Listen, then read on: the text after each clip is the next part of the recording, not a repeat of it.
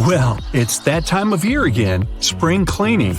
Making your way outside, you grab the duster and broom to get rid of all those cobwebs on your windows. They don't stand a chance this time. Removing one cobweb after the other, you suddenly notice some weird-shaped mud stuck under the eaves and porch. What's this? It suddenly dawns on you. These have to be mud dauber wasp nests. You're probably thinking there's a swarm of them around with so many nests being side by side. Luckily, mud dauber wasps are solitary insects. Whew! All those little mud huts are filled with paralyzed spiders. Sometimes, even up to 500 spiders can be trapped in these lockers, just waiting for the wasp young to hatch. If the nest has holes, it may indicate the nest is inactive or old, as mud dauber wasps create holes when they leave the nest. If you're not going to remove them, it's best to wait till nighttime when they're not as active. While they're pretty placid, if they feel threatened, they won't hesitate to sting. Looking like someone got halfway through building one insect and forgot what part came next, the mole cricket is one insect that really looks out of this world. With claws like a mole, a body of a cricket, and the head of a shrimp, this critter is like the platypus of the insect world. They're not venomous and will only bite if you trap them inside your hand. And if you really annoy it, it's got something else up its sleeve – the wings. They can spit a foul-smelling brown liquid from their body, just like a skunk. So just let them leave your home and there will be nothing to clean up. Rock pools are teeming with all sorts of plant and animal life. Sea creatures such as starfish, seagrass, hermit crabs, tiny fish, and all types of octopuses. If you come across this tiny blue-ringed octopus, it's best to leave it alone. It's flashing neon blue at you for a reason. This miniature octopus has a venomous bite that's 1,000 times stronger than cyanide, with no antidote available. Don't poke it with a stick or try to pick one up. It's not worth the trip to the hospital or the morgue. Snakes on land are scary, but sea snakes are on an entirely different level. Found in the Indian and Pacific Oceans, there are about 50 different species of sea snakes, and they're beautiful as much as they're dangerous. Luckily, they don't seem to worry about us too much. The Dubois sea snake is arguably the most venomous snake in the ocean, with the big sea snake not far behind. Their venom makes a cobra's bite seem like a walk in the park. The venom of both these snakes is extremely dangerous. Good thing for us that their venom can take hours to cause any symptoms in humans. If they can bite through your wetsuit, that is.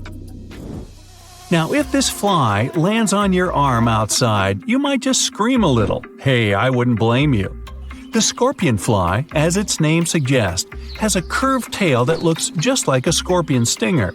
But you can breathe a sigh of relief. This is only used for mating. It also has a long beak-like head that's used to feed after stealing insects from spiders' webs. To find the perfect partner, they love to give the equivalent of a box of chocolates and flowers, except theirs is saliva. How romantic. If you happen to be in Africa, you might just miss this large bird if you're not paying attention. The shoebill will just casually stand still as you walk right on by. Growing up to 5 feet tall with an 8-foot wingspan, the shoebill sounds like an apex predator, though it's anything but. Known as one of the most slow-moving birds, almost statue-like, the shoebill just eats fish near the surface of the water without a care in the world. This bird isn't afraid of humans at all.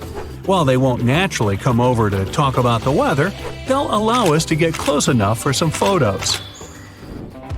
Now, if you hear a small squeaking sound while you're in the garden, it could be a mouse, a squirrel, or a rhinoceros beetle is letting you know that you are too close. They love to make a racket when bothered. With a giant scary horn on top of their head, they might seem like they're able to defend themselves with it. But that's not possible at all. That's only to move leaves and sticks out of their way, and to stop other males from coming into the female beetle's area.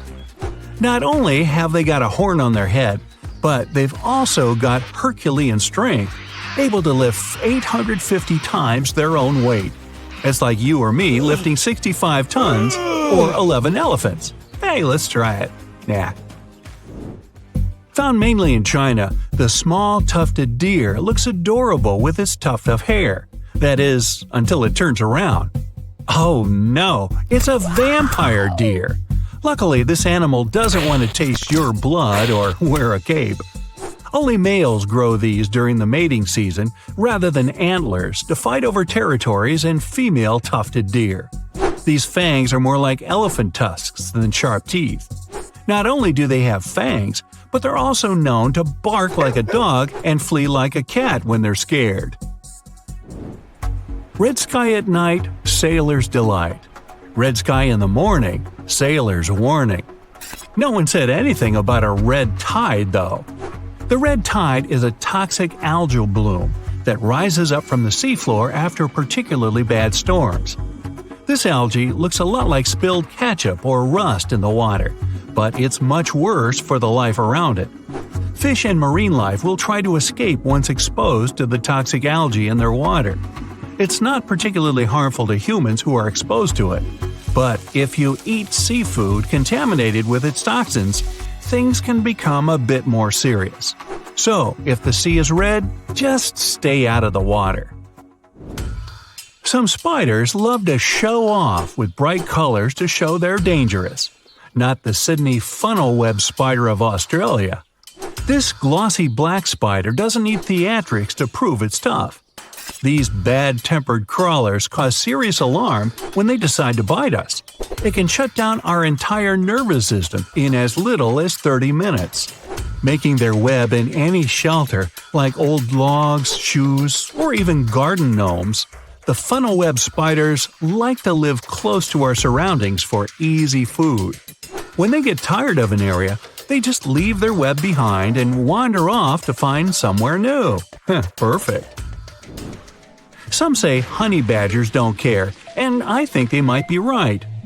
When you're brave enough to take food away from a jaguar, lion, or hyena, hey, what do you got to fear? These tough relatives of the weasel aren't just ferocious, they're super smart. Known to even use tools to escape from enclosures. Objects like rakes, stones, and mud just become things to climb for freedom. Aside from their physical similarities to the skunk, the honey badger also boasts a dangerous gland in its tail containing a powerful stink machine. So they're tough, stinky, have extremely stretchy and strong skin, and to top it all off, they've got a strong immunity to scorpions and snakes. The best thing to do if you walk into a honey badger is to leave it alone. What chance do we have? Ever heard of the fungus strawberries and cream? No? What about its other name, the bleeding tooth fungus? This fungus isn't toxic, but tastes so bitter that you might think twice about trying some. When young and growing, this white mushroom appears to have red jelly coming out of its pores. This sticky liquid is sap that's pushed up from taking on too much water. The adult mushroom is just a boring beige compared to this. Underneath the mushroom cap, where its spores are produced, it has a tooth-like structure, just to make it even weirder. Tasmanian devils have a reputation for being bad-tempered when threatened by a predator, fighting other males, or getting a place at the table for dinner. They're dubbed devils because of the teeth-baring, lunging, and one of the scariest shrieks you'll ever hear in the middle of the night. They'll also eat pretty much anything they can get a hold of, too. They don't habitually go for people, although they will defend themselves if they're cornered. With such a powerful bite, you wouldn't want to be on the receiving end. Good thing the Tassie devils would much rather escape as well. The Baltic Sea anomaly. In 2011, a diving team came down to the bottom of the northern part of the Baltic Sea. They went on a treasure hunt, but what they came upon was a pretty weird object. When they took photos and showed them to others, many believed it was a sunken spaceship of another civilization. Other people thought that some natural causes formed the object, but the metals inside the structure definitely couldn't have been formed naturally. Now, some scientists even believe it was something that appeared way back in the Ice Age. Maybe it was even a meteorite that ended up trapped under ice back then. A maelstrom is a whirlpool, some sort of a powerful rotational current that forms when two currents collide and create a circular vortex. Even fearless Vikings were afraid of maelstroms because those were forces so powerful that they could sink large ships. These whirlpools remain dangerous even today, but luckily, not for big modern ships that are large enough to withstand the power of maelstroms. But a cruise ship that gets into a maelstrom usually faces massive waves that can rock even big vessels from side to side pretty intensely. A maelstrom can be so strong, it can turn into some sort of an underwater black hole. Yep, black holes are not only present in the cold expanse of space. You can find them here on our home planet too, swirling in the oceans. They're similar to those in space, since they're compacted so tightly that nothing they trap can escape. Underwater black holes often span up to 93 miles in diameter. And if you got into one of those, you probably wouldn't even know it. These black holes act like vortices, but because of their size, even professionals can hardly see their boundaries. Here's something relaxing. Next time you go to the beach, pay attention, and maybe you'll see an optical phenomenon called the green flash. You can see it shortly after sunset or right before sunrise. It occurs when the sun is almost completely below the horizon, while its rim, the upper one, is still visible. For just a second or two, that upper edge of the sun will appear green. It's because you're looking at the sun through thicker parts of the atmosphere as it's moving down in the sky. As it's dipping below the horizon, light refracts, or bends, in the atmosphere and gets dispersed. Wait for a clear day with no clouds or haze on the horizon to see this phenomenon better. You've been looking forward to a nice swim, only to realize that the water in the ocean is red? Better avoid going in. Florida is known for its red tides. It occurs when the concentration of specific microscopic algae is higher than normal. Thousands of species of algae in marine and fresh waters are mostly harmless to animals and humans. They even help us, since they're an important source of oxygen. But some, like the algae that makes the ocean red, can be extremely dangerous for marine animals, like sea turtles, fish, and seabirds. This kind can grow out of control and produce neurotoxins harmful to humans, especially those who have some respiratory issues. Such people should avoid red tide areas, especially when winds are strong enough to push the algae toward the shore. Volcanoes can spew poisonous gas, ash, and red-hot lava. Those are the most obvious dangers most of us already know about. But submarine volcanoes can be very tricky in their own way.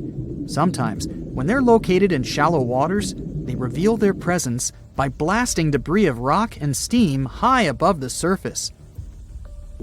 Since submarine volcanoes are surrounded by an unlimited supply of water, they can behave differently from those on land. When they erupt, seawater gets into active submarine vents. Lava can be spreading across a shallow sea floor, or sometimes even flowing into the sea from land volcanoes. When in water, it may cool down so quickly that it shatters into rubble and sand. So, there are large amounts of volcanic debris left there. You know those popular black sand beaches in Hawaii? That's how they formed. Hot lava and powerful eruptions certainly don't sound safe, but submarine volcanoes in deeper waters are equally dangerous. Even though they're not necessarily erupting, they produce pockets of bubbles. These bubbles reduce the density of the surrounding waters, which can even sink ships. The worst thing is that when you look at the surface of the ocean, you can't understand something's wrong. But at the same time, tiny bubbles are there, causing ships to lose buoyancy, and with very little warning. A cross sea is a rare phenomenon, beautiful to observe, but also very dangerous. It's when you see square waves. which are more common in shallow parts of the ocean. That's something you can often see in France or on certain beaches of Tel Aviv, but it can also happen in many coastal areas across the world. A cross sea occurs when two wave patterns travel at oblique angles. They form this checkerboard-like pattern. It mostly happens when two swells meet, or when a swell pushes waves in one direction while a strong wind pushes them in another. These square waves can be dangerous for swimmers and boaters. The waves produced by strong ocean currents can be pretty unpredictable and tall, sometimes up to almost 10 feet. This phenomenon is sometimes called white walls. These waves can be so powerful that they can turn over even big boats. If you fill a clear glass with some ocean water and take a closer look, you'll see it's full of very small particles. Seawater contains dissolved salts, fats, algae, proteins, detergents, and other bits of artificial and organic matter. If you shake that glass, you'll see tiny bubbles forming on its surface. That's how sea foam forms when waves and winds agitate the ocean. When you see thick sea foam, algal blooms might have caused it. When big blooms of algae fall apart in the sea, large amounts of that matter move in the direction of dry land. Most kinds of sea foam aren't dangerous to humans, but when blooms of algae fall apart, it can have a negative impact on both the environment and people. For example, when sea foam bubbles pop, the toxins they contain get released into the air, and they can irritate your eyes or cause some other health issues. You can see a tidal bore in the areas where a river empties into a sea or an ocean. It's a powerful tide that goes against the current and pushes up the river. A tidal bore falls into a category of something called the surge, which is a sudden change in depth. A tidal bore is a positive surge, which means it pushes up a river, making it much deeper. A negative surge is when the river suddenly becomes very shallow. You won't see tidal bores everywhere. The river must be fairly shallow with a narrow outlet to the sea. The place where the sea and the river meet must be flat and wide. Also, the area between low and high tide must be at least 20 feet across. Of course, there are some exceptions, like the Amazon River, the world's largest one. The mouth of the Amazon is not narrow, but the river experiences tidal bores. That's because its mouth is shallow and has many sandbars and low-lying islands. The tidal bore is so strong there that the river doesn't even have a delta. Its sediment goes directly into the Atlantic Ocean, where fast-moving currents take it away. A tidal bore is often unpredictable and can be extremely rough. In many cases, it changes the color of the river from greenish or blue to brown. It can damage vegetation or even tear trees out of the ground. So, recreation sports like kayaking and river surfing can be hazardous in these areas. Even if you just want to take a look at a tidal bore, be careful. Tidal waves can sweep over lookout points and drag whatever or whoever is there into the churning river. Leaving your valuables or a chocolate bar in a car is a no-brainer. But there are other things people often overlook. Here's what to watch out for before leaving your car. Number 1 is aerosol cans, hairspray, deodorant, spray paint, household cleaner, and that sort. On the back of these cans, you might notice a storage temperature recommendation. Well, stick to that. Here's what can happen. Since these cans are pressurized, they become more sensitive to temperature. What's inside the aerosol may expand, and this may result in a crack, and then the can can blow up. Temperatures above 100 degrees Fahrenheit are already alarming, and it can easily get as hot as that in your car on a warm summer day. Researchers from the USA have figured out how long it takes a car to turn into a sweat factory on a hot day. Within 1 hour, the insides of the car parked in the sun reaches 95 degrees Fahrenheit or hotter, with an average temperature of 116 degrees Fahrenheit. So, if you want your car in one piece and running, take aerosol cans with you. The second item is sunscreen. Sunscreen is vital for your skin since it decreases the risk of skin complications and prevents skin aging caused by the sun. This includes wrinkles, sagging, and age spots.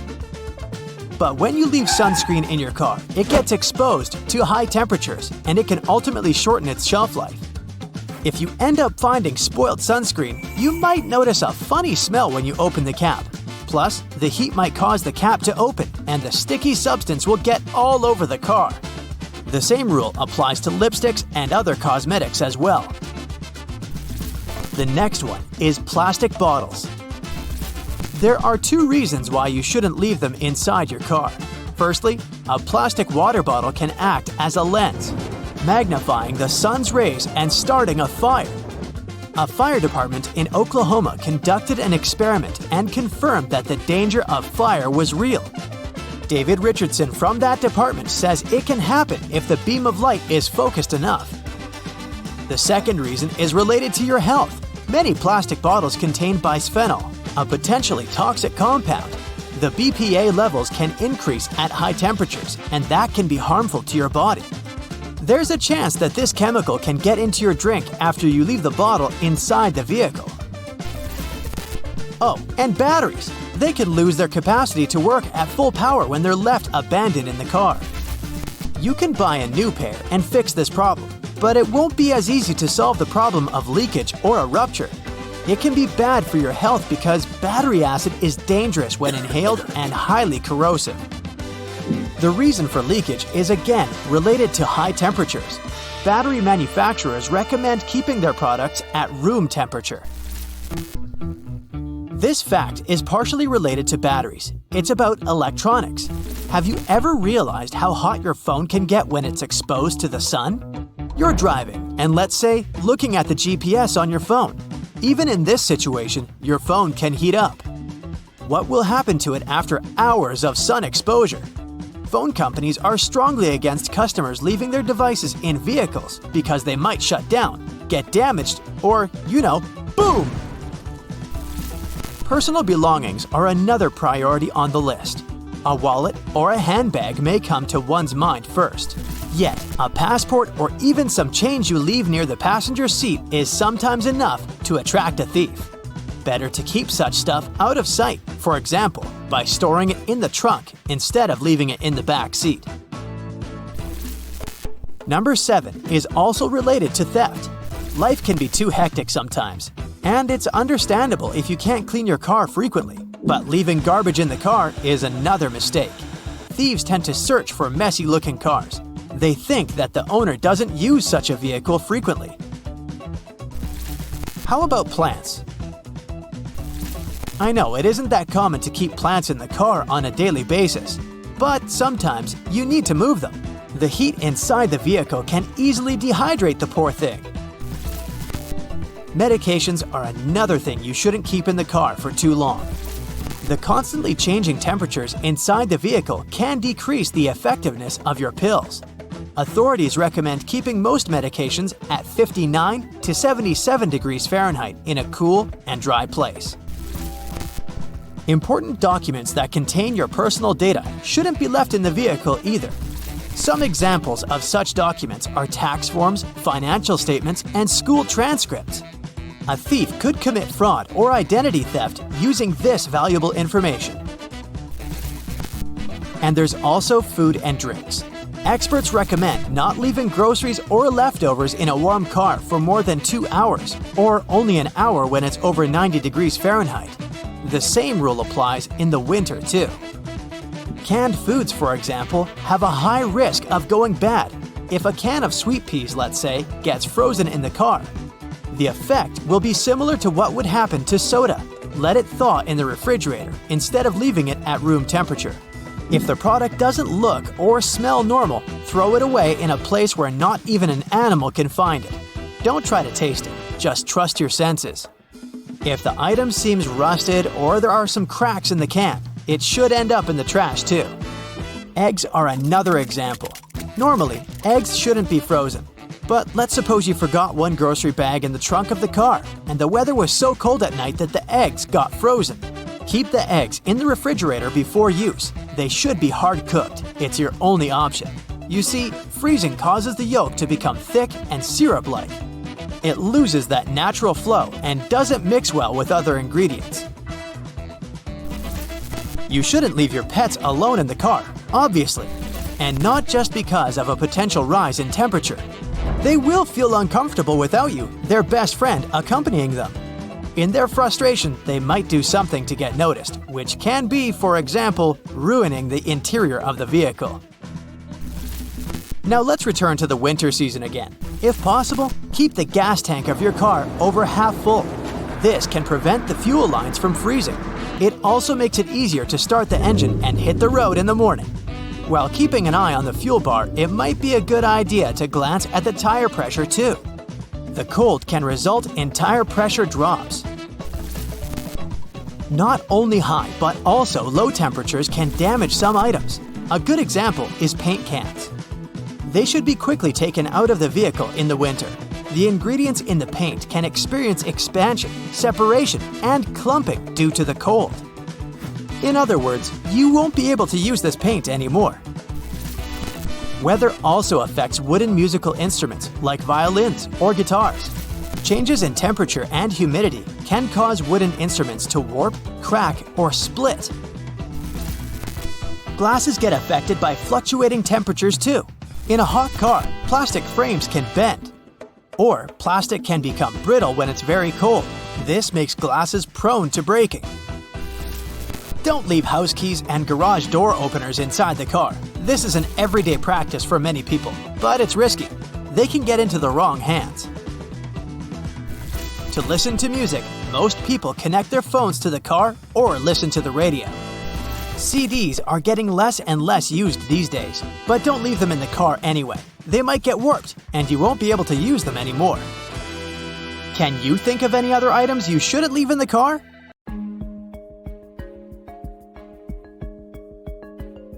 Welcome to Starbuck Island in the middle of the Pacific near French Polynesia.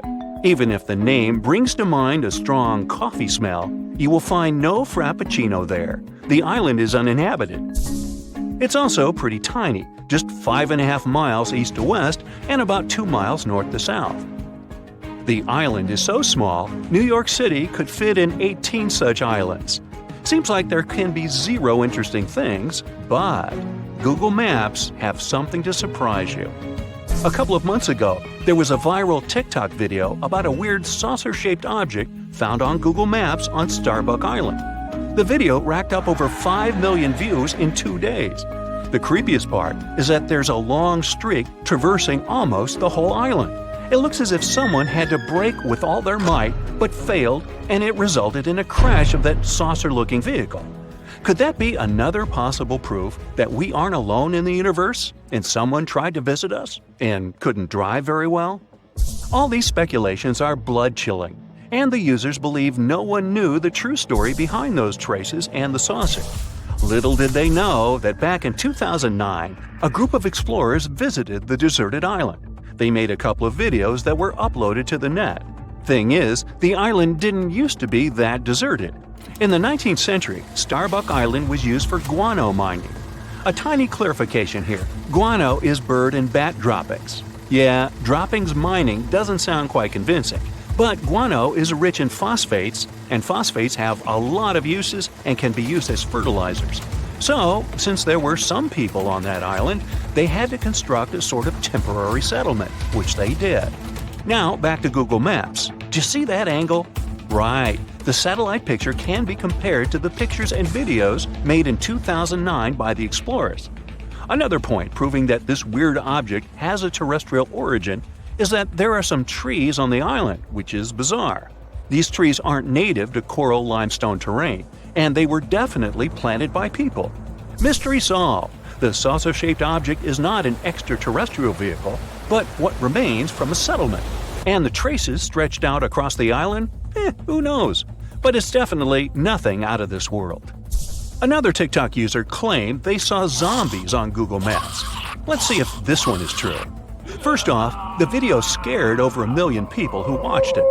This TikTok starts with a view from afar, and as the user zooms in, we understand we're in Finland. Then we see an inscription. Alright, I surrender. Finnish viewers, help me out here. The next thing we see is a low-quality Google Street View image, and that shot sends shivers down my spine. It looks like a mass gathering of people, but they don't look quite alive. The image looks foggy and bewildering. Are these real zombies? Sure thing they're not. First off, let's deal with the inscription. It translates to English as "a quiet people's facial artwork by this person." So, he is a Finnish dancer and choreographer and intended the silent people artwork to be part of his performance. But now it's an independent art piece. Fun fact, the silent people figures get changed twice a year, in the fall and at the beginning of the summer. They get all the clothes from donations. Bang! Another myth debunked. Right side 2, TikTok myths 0. Right, now take a look at that pic. Anything weird you've noticed? Right, it's a 3-legged girl. The satellite picture was taken in Croatia, but there's nothing to worry about. These are nothing but Google Maps issues. Thing is, the technology used for Google Maps purposes has a curious algorithm. Each object gets photographed several times, and then the resulting photos are stitched together to achieve the most accurate image. In most cases, it works, but sometimes it seems like the technology tries too hard, and it results in extra details and sometimes extra limbs people have in the photo. And if we're going to have a 3-legged race, then I'd bet on her. There's nothing that can escape the all-seeing satellite eye, right?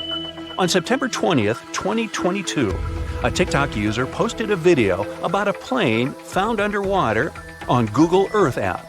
The plane was found off the coast of Crooked Island in the Bahamas, not far away from Colonel Hill Airport. Now, let's see if that's true.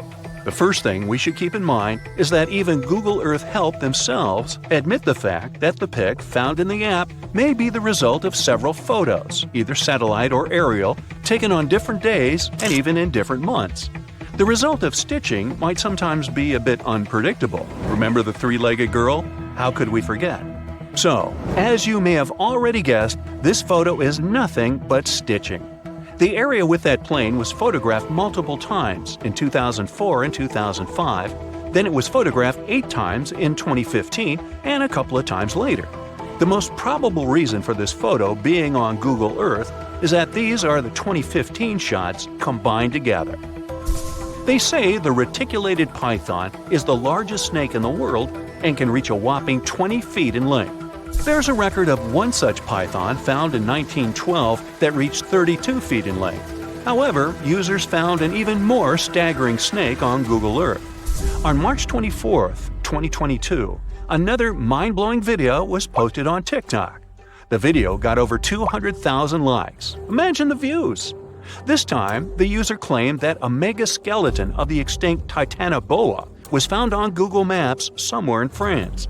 It was hard to judge from the image, but the skeleton was estimated to be about 100 feet long and could have certainly been the longest snake that ever existed, if the snakes had had such a skeleton in reality. So it's the number one reason why this one is not a snake. You see, snakes have somewhat thinner ribs, and the skeleton in the picture looks way more massive. Another curious thing about this skeleton is that it turned out to be made of steel. See what I'm driving at? It's not a real skeleton, but a stunning 425-foot-long art installation. It's called this French name, which means ocean snake in French. The installation was created by a Chinese artist, Huang Yongping, and it's free to visit. The cool thing about this installation is that it only appears with tides, so it looks like a real archaeological excavation. Well, the artist made a monkey out of millions of users. If you ever travel to France, you can go check this extraordinary piece of art. It's located in this place, not far away from that place. Sometimes, Google Maps shows something that never existed. Meet Sandy Island. For a long time, it was believed to be located near New Caledonia in the eastern Coral Sea. It all started when Captain James Cook included it in the charts back in 1774. He never visited it, but it was later included in several more charts as a precaution against reefs. At the time, it was standard practice. Plus, the area was, and is still, swarming with pumice sea rats. These are the masses left after an underwater volcanic eruption, so such a precaution was a necessity. This way, the island stayed in the charts until 1974. A flying recognition campaign claimed there was a lack of appearance of that island, and Sandy Island was deleted from the charts. Google Maps appeared back in 2005, and the island, surprisingly, was there, even though it had been previously undiscovered. It got removed from Google Maps only in November of 2012. Now, there is nothing but black pixels, but there used to be a darkened sea area. Today, some specialists believe the whole situation with the island was just a copyright trap, which was a popular practice among cartographers back in the day. Those traps help cartographers protect their intellectual property. So, have you ever seen anything weird on Google Maps? This tree has poisonous bark, leaves, and even seeds. What's worse, those seeds can even explode. Wow. And that's not the kind of experience you want when traveling around tropical America. Meet Sandbox Tree, a 100-foot giant covered in conical studs. The tree itself looks unique, since the studs look almost like tiny pumpkins. But don't you dare come close and touch them. Just contemplate it from afar. Once the pumpkin-looking studs crack, they set the notorious seeds free. They travel at about 230 feet per second, and those have enough force to injure you. But hey, the sandbox tree is not that mean. It just doesn't want any competition, and that's why it tries so hard to send the seeds as far as it can, which is about 130 feet. So please, stay out of the way. Some trees are so dangerous they even have a warning sign. For example, a manchineel tree. It pretends to be totally innocent, and its fruits look like regular apples. But eating such an apple can be the last thing you do in your life. Well, that sounds serious. Touching this tree isn't safe either.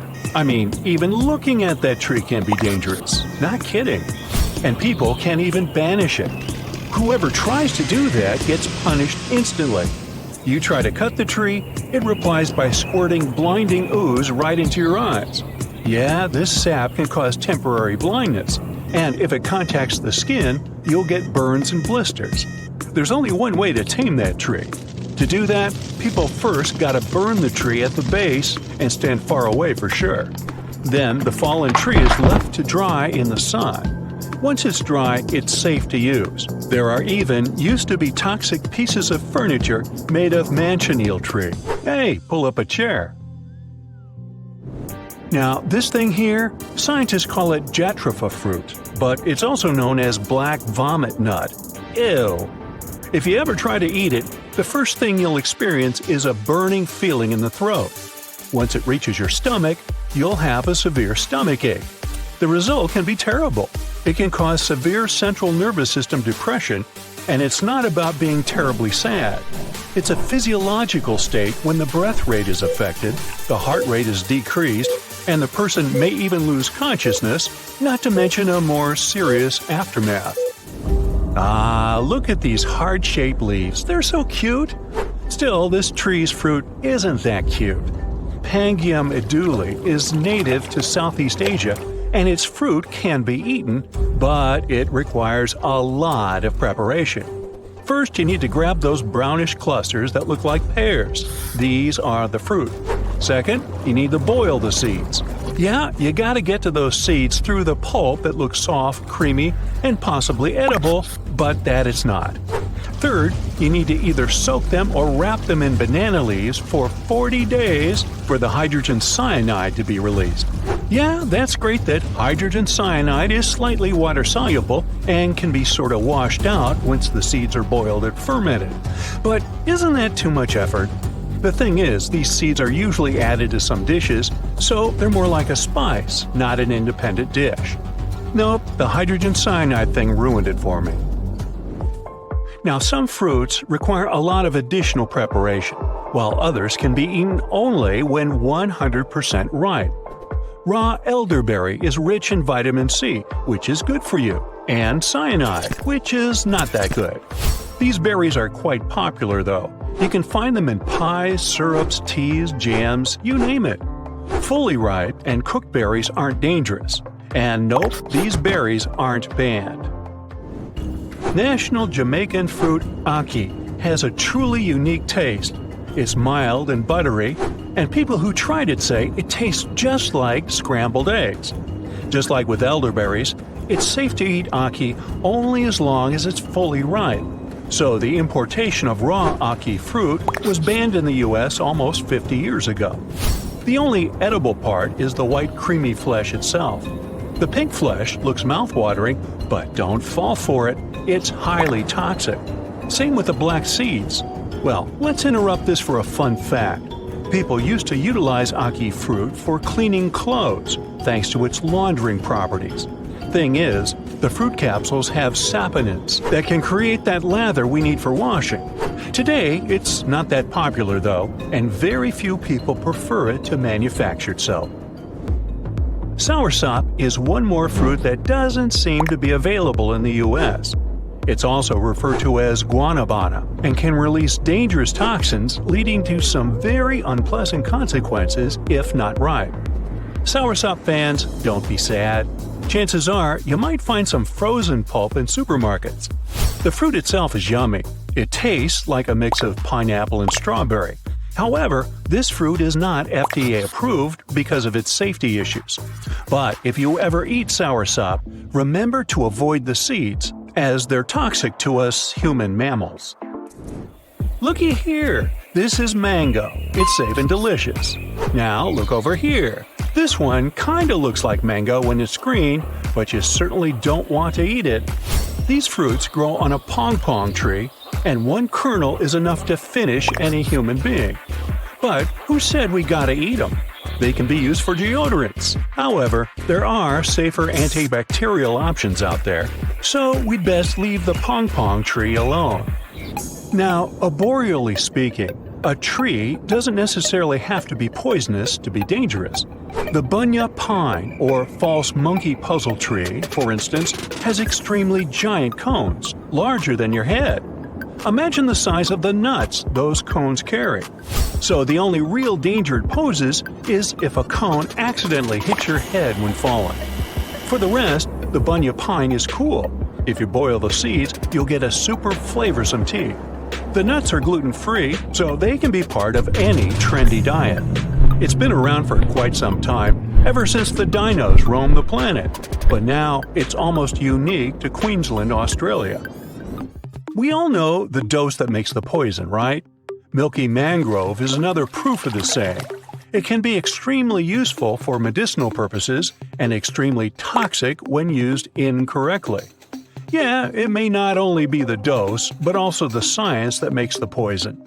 This tree's sap can cause blisters, burns, and even temporary blindness, just like a manchineel tree. Here's why people also call it a blind-in-your-eye mangrove. Well, that makes sense. The bottle tree is mostly found in Namibia, so when traveling there and feeling thirsty, don't fall for that bottle-looking buddy. It has no water for you. The bottle tree gets its famous shape by the age of between 5 and 8 years and is designed to hold the water for itself. Now, if you dare try it, the consequences are, shall we say, sad.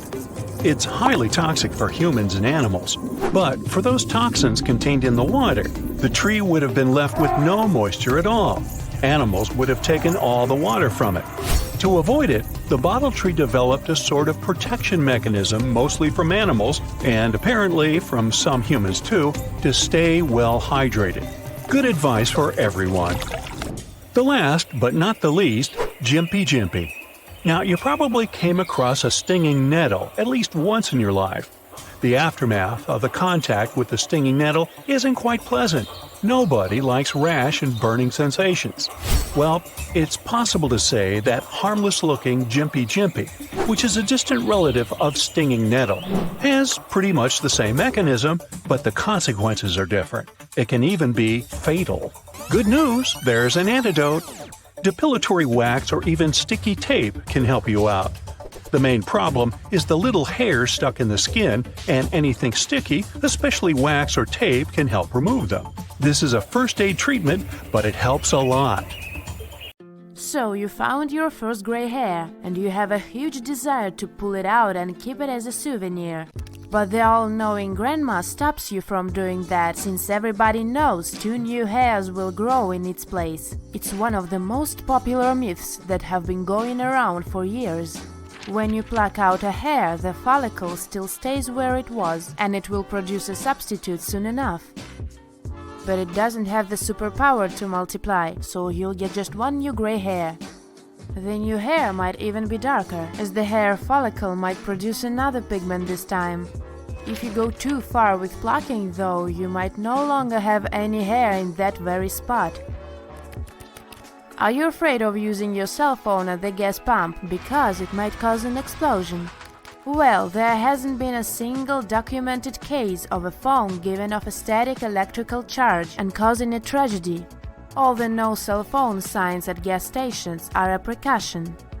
Electronic materials aren't welcome there because they might cause static electricity and be a source of danger.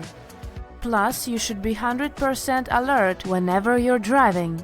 Chatting or texting while fueling up might cause some bad consequences, like driving away with a gas pump in your car. A viral video made millions of people believe that if you see a wire tied to your car door handle, you gotta call the police immediately. According to the author, kidnappers use this trick to distract you and then go after you. In reality, there have been no officially recorded cases of anyone getting kidnapped this way. This urban legend must come from a 2015 Facebook post which mentioned the wire trick and was debunked soon after it came out. The idea lived on, though, and keeps resurfacing. It does make sense to look after yourself and follow some simple rules that will let you stay safe on the road anyway. You might want to learn some self-defense, park in well-lit areas, and always look around for suspicious things and people before you get in the car. Also remember that a lot of similar myths and urban legends are only created to grab your attention and get their authors some likes and shares. If you add brown sugar to your coffee, confident that it's healthier than the white option, it's probably not the best idea. Brown sugar does contain some minerals, but the amount of them is so tiny that it can't really benefit your health. Otherwise, it has the same amount of calories and nutritional value as the white sugar. The only difference is in color, flavor, and the manufacturing process. Brown sugar doesn't go through that much chemical processing. So if you're trying to cut your calories, it doesn't really matter which of the sugar types you add to your food. When you press the snooze button in the morning, you're not actually going to get those extra 10 minutes of sleep. It does feel good to postpone getting up, but the snooze button makes you feel more tired instead of providing you with extra rest. You have your own biological sleep cycle that adjusts to your schedule. When you wake up and instantly fall asleep again, your brain gets confused, which is why it will get harder and harder for you to get up when the alarm rings for the 2nd or 5th time. In the long run, the snooze button may mess with your ability to get high-quality deep sleep. Another popular sleep myth is that you swallow up 8 spiders every night without knowing. Relax, you don't swallow any spiders at all. To them you look like a giant, or rather a mountain in the landscape. Any sounds you produce while sleeping, like breathing or your heartbeat, are super scary to them. So all they want to do is stay as far away from you as they can. This myth went global after a magazine article that mentioned people easily believe anything they see online. Well, the article was right after all. You don't really have to wait 30 minutes or longer to swim after lunch. This myth has been around for more than a century, as it was a rule published in the 1908 Boy Scout Handbook. It said that swimming sooner than 90 minutes after food could lead to very dangerous consequences. It made many people believe that because digestion diverts blood flow from the muscles to the stomach, swimming could prevent the blood flow to the stomach, give you cramps and even make you drown. In reality, extra blood goes to the stomach, but it doesn't affect your arms or legs. Food might even be good for your swim, as it will provide you with extra energy. And don't forget to take enough water with it to stay hydrated. Diamonds are super expensive because they're so rare, right? It turns out they aren't as rare as we're made to believe. Rubies, emeralds, and sapphires are much rarer and far more expensive than diamonds. Scientists have even found a way to create artificial diamonds, making their production rather easy. So that price people are willing to pay is a result of a super successful marketing campaign from over a century ago. The company that mined and sold diamonds spread myths about these gems around the world. They convinced everyone on the planet that diamonds are so rare that the price is reasonable. Plus, they've turned these rocks into a symbol of love and engagement. Movies made us believe all dinosaurs were huge, dangerous lizards, but in reality there were all kinds of dino species. Some of them weren't much bigger than a cat or a golden retriever. It looks like those smaller species were more numerous than their big relatives. Plus, some dinos like T-Rex were even covered with feathers, especially in the early stages of their lives. The deeper you go inside the ocean, the darker it gets until there is no light at all. The colors change from blue-green close the surface to more intense blues and then down to indigo blue and total blackness. Well, sunlight penetrates deep waters weakly, so technically below 3,200 feet there is officially no light. But there is another type of light down there. It's all about blue and green luminescence. It generates light thanks to an enzyme called luciferase. It breaks down high-energy molecules and produces photons in bacteria and some deep-sea fish bodies. It seems logical that summers are so warm because our planet gets closer to the sun, and winters are so cold because the Earth gets as far from our star as it can be. Yet, it's another popular myth. When it's summer in the northern hemisphere, our planet isn't actually closer to the sun. It's the opposite. The Earth is at its farthest point from the sun during July and at its closest point during January. Summer is warm because the axis of our planet is tilted. During its orbit, the Earth's tilt allows energy coming from the sun to hit us more directly because the angle is steeper. The asteroid belt isn't as dangerous as Blockbuster made us believe. If you were to travel through, it wouldn't be a flight through a dense and chaotic field of rocks smashing into each other.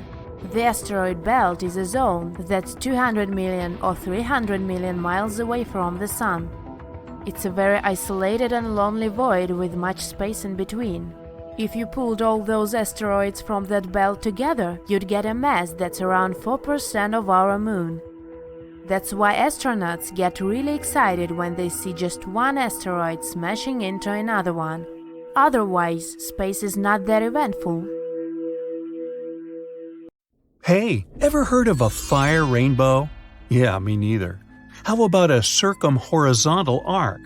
Didn't think so, but just so you know, they're one and the same thing. At first glance, it looks like a painting, or like a rainbow-colored splash in the sky. Despite the name, they have nothing in common with either fire or rain. This phenomenon happens on rare occasions when the sun shines through a particular type of ice cloud formation. The rainbow halos are just as unique. Again, a specific type of ice crystals in clouds needs to be present for the surface of the Earth to bend light from the sun into a perfect ring. The same thing can happen with moonlight. The only difference will be that moon halos are usually white and sun halos can be rainbow-colored. When visiting regions with high altitudes, you may be one of the lucky people to stumble upon penitentes. They're basically naturally formed ice spikes. For them to be formed, they need a really cold and elevated environment where the air is dry. The sunlight turns ice directly into vapor rather than melting it into water. And that's why these blades of snow and ice start to pop up on the surface of the Earth. As cute as they may be, they can end up as tall as 15 feet.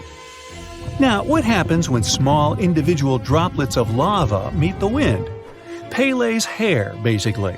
Let me explain. The word Pele comes from an ancient Hawaiian symbol for volcanoes. Whenever the wind picks up little drops of lava, it stretches them into hair-like strands, similar to the process of glass wire creation. These delicate strands can stretch as far as 6 feet. On rare occasions, it can rain without any clouds. But does it really? Let's look at the science behind this rare phenomenon.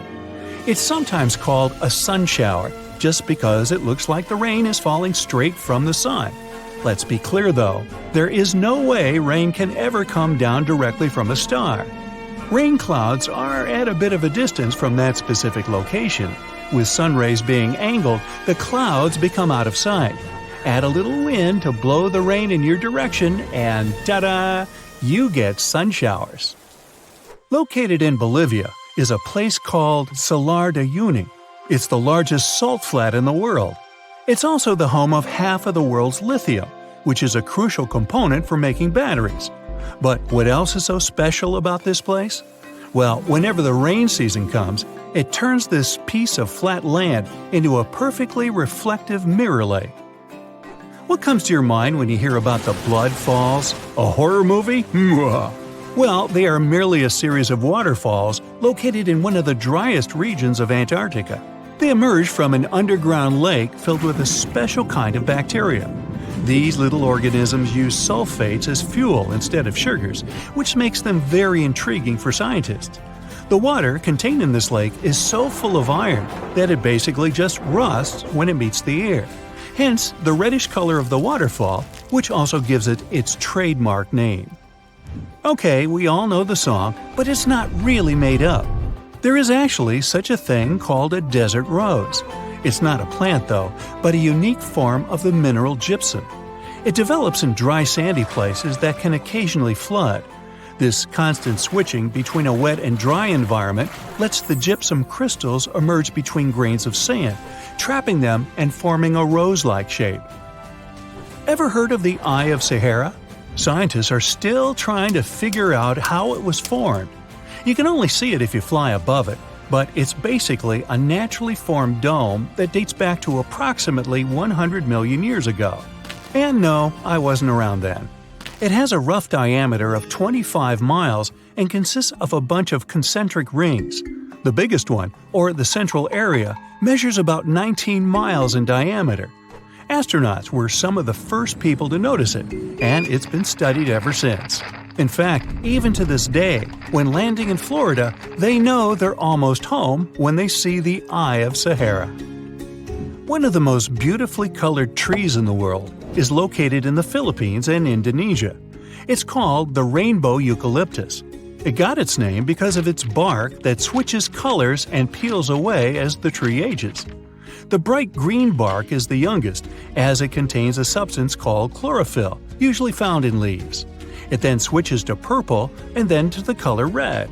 And finally, it turns brown as it grows and loses the chlorophyll. Now, don't be tricked into thinking that's a whole forest. It's one single tree. And no, it's not some sort of optical illusion either. Let me explain.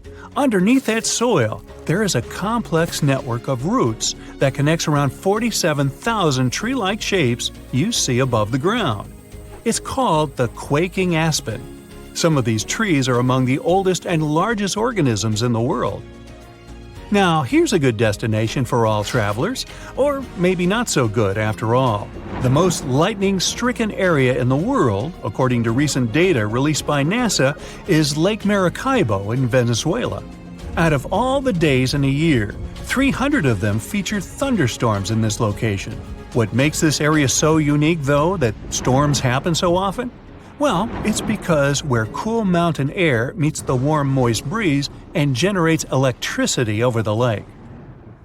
The Eternal Flame Falls are located in upstate New York, near the Canadian border. In this region, there is a tiny waterfall with a big secret, a spark about 8 inches tall. Turns out there's a natural gas seep that provides fuel to the flame behind the waterfall. The waterfall provides enough coverage so that it stays lit pretty much every time. Hikers do enjoy to relight it if they see that it's been blown out. This phenomenon is actually quite common, but this one gained more popularity because it is younger than most. And it looks very good in pictures, let's be honest. I've heard of yellow sand, white sand, and even black sand here or there. But I've never heard of green beaches until now. Papacolia, also known as Green Sand Beach, is located in Hawaii and is one of the few beaches in the world that features green sand. The unique coloring comes from olivine rock that was formed when a nearby volcano erupted. Actually, in Hawaii, all the volcanoes are nearby. Move over green sands because some of the other beaches around the world can even glow at night, and it's completely natural. The culprit? A little thing called photoplankton, or microalgae as they're sometimes called. They're basically little plants that contain chlorophyll and need sunlight in order to live and grow. Most photoplankton kinds are able to float in the upper part of the ocean, where the sunlight can still reach them beneath the water.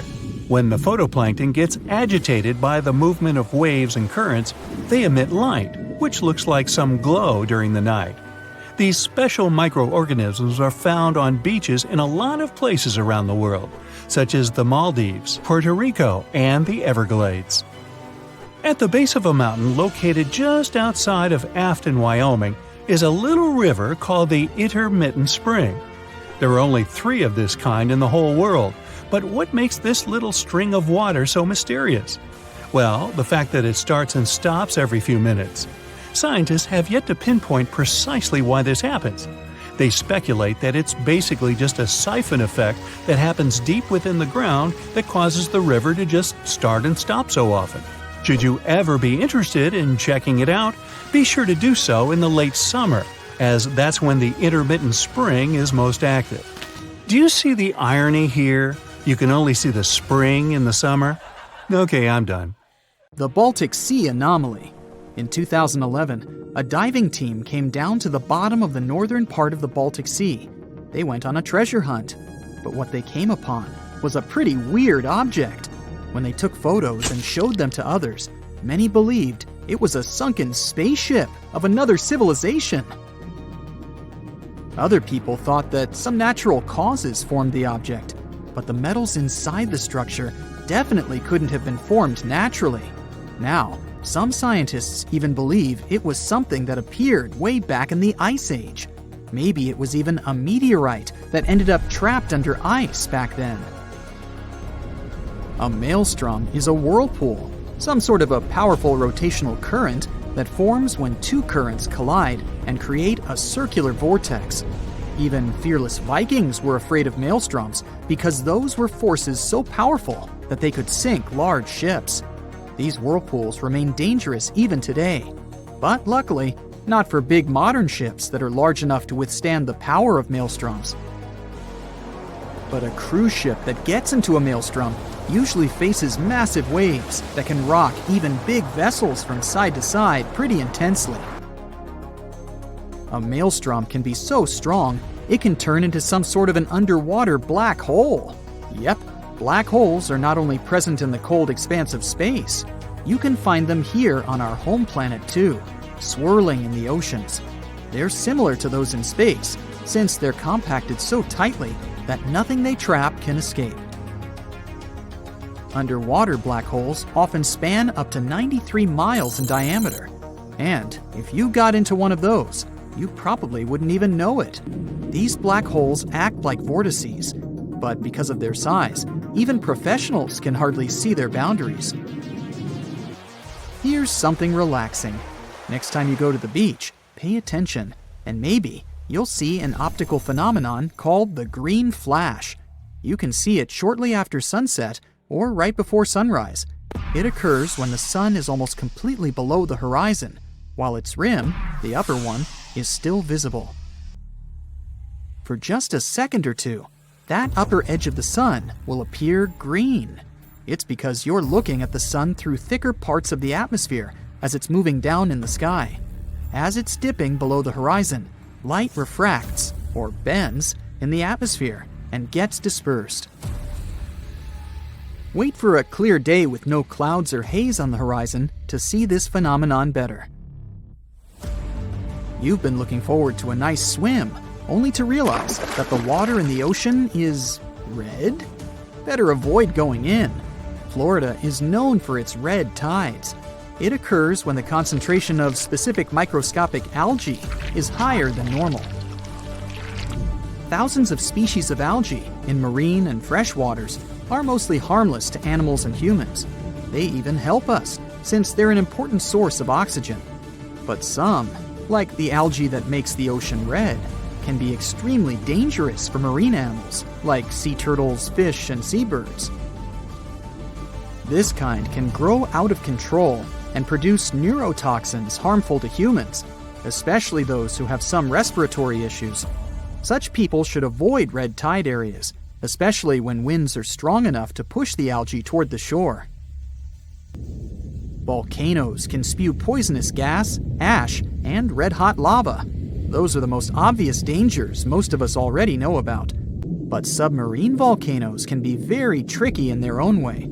Sometimes, when they're located in shallow waters, they reveal their presence by blasting debris of rock and steam high above the surface. Since submarine volcanoes are surrounded by an unlimited supply of water, they can behave differently from those on land. When they erupt, seawater gets into active submarine vents. Lava can be spreading across a shallow sea floor, or sometimes even flowing into the sea from land volcanoes. When in water, it may cool down so quickly that it shatters into rubble and sand. So, there are large amounts of volcanic debris left there. You know those popular black sand beaches in Hawaii? That's how they formed. Hot lava and powerful eruptions certainly don't sound safe, but submarine volcanoes in deeper waters are equally dangerous. Even though they're not necessarily erupting, they produce pockets of bubbles. These bubbles reduce the density of the surrounding waters, which can even sink ships. The worst thing is that when you look at the surface of the ocean, you can't understand something's wrong. But at the same time, tiny bubbles are there, causing ships to lose buoyancy, and with very little warning. A cross sea is a rare phenomenon, beautiful to observe, but also very dangerous. It's when you see square waves, which are more common in shallow parts of the ocean. That's something you can often see in France or on certain beaches of Tel Aviv, but it can also happen in many coastal areas across the world. A cross sea occurs when two wave patterns travel at oblique angles. They form this checkerboard-like pattern. It mostly happens when two swells meet, or when a swell pushes waves in one direction, while a strong wind pushes them in another. These square waves can be dangerous for swimmers and boaters. The waves produced by strong ocean currents can be pretty unpredictable and tall, sometimes up to almost 10 feet. This phenomenon is sometimes called white walls. These waves can be so powerful that they can turn over even big boats. If you fill a clear glass with some ocean water and take a closer look, you'll see it's full of very small particles. Seawater contains dissolved salts, fats, algae, proteins, detergents, and other bits of artificial and organic matter. If you shake that glass, you'll see tiny bubbles forming on its surface. That's how sea foam forms when waves and winds agitate the ocean. When you see thick sea foam, algal blooms might have caused it. When big blooms of algae fall apart in the sea, large amounts of that matter move in the direction of dry land. Most kinds of sea foam aren't dangerous to humans, but when blooms of algae fall apart, it can have a negative impact on both the environment and people. For example, when sea foam bubbles pop, the toxins they contain get released into the air, and they can irritate your eyes or cause some other health issues. You can see a tidal bore in the areas where a river empties into a sea or an ocean. It's a powerful tide that goes against the current and pushes up the river. A tidal bore falls into a category of something called the surge, which is a sudden change in depth. A tidal bore is a positive surge, which means it pushes up a river, making it much deeper. A negative surge is when the river suddenly becomes very shallow. You won't see tidal bores everywhere. The river must be fairly shallow with a narrow outlet to the sea. The place where the sea and the river meet must be flat and wide. Also, the area between low and high tide must be at least 20 feet across. Of course, there are some exceptions, like the Amazon River. the world's largest one. The mouth of the Amazon is not narrow, but the river experiences tidal bores. That's because its mouth is shallow and has many sandbars and low-lying islands. The tidal bore is so strong there that the river doesn't even have a delta. Its sediment goes directly into the Atlantic Ocean, where fast-moving currents take it away. A tidal bore is often unpredictable and can be extremely rough. In many cases, it changes the color of the river from greenish or blue to brown. It can damage vegetation or even tear trees out of the ground. So, recreation sports like kayaking and river surfing can be hazardous in these areas. Even if you just want to take a look at a tidal bore, be careful. Tidal waves can sweep over lookout points and drag whatever or whoever is there into the churning river. You're in the Atacama Desert in northern Chile, one of the driest places on Earth. But this desert has a beautiful secret. Every 3 to 5 years, flowers pop up out of nowhere. It's so famous, it's also called the flowering desert. Seeds lie around in the ground just waiting for some rain. When the desert gets enough water, about 200 types of flowers sprout up. The yellow sands of the Atacama turn purple, white, green, and even pink. Another mystical phenomenon that can be seen in the desert is called a sand waterfall. When the wind brings a lot of sand to the edge of the canyon, it begins to fall down. Now amplify this effect 100 times and you get a sand waterfall in Saudi Arabia. It really is like Niagara Falls, only there's not a drop of water. The locals say this phenomenon warns of an impending sandstorm. Fairy rings, also known as elf rings or pixie rings, are mysterious circles of mushrooms that appear in grasslands and forested areas. There's a lot of debate about why these fairy rings form a nearly perfect circle. Some superstitions claim that fairy dances would burn the ground, causing mushrooms to rapidly grow. In southern India, between July and September 2001, people witnessed one of the strangest weather phenomena in recorded history. The rain was red. What many would have thought to be a typical rainstorm left them shocked. The color was bright enough to stain clothes. There were other colors too, such as green, yellow, brown, and even black. In the middle of a monsoon, red rain started to fall, and so did periodically for several weeks. Researchers have found this unusual rain is stained either by dust or algae, so don't try to catch any on your tongue. Scientists aren't entirely sure how the algae got all the way up there. This does make events like this a little unsettling. Now, people who live in rural central Norway over the Hessdalen Valley can often witness floating lights of white, yellow, and red cross the sky.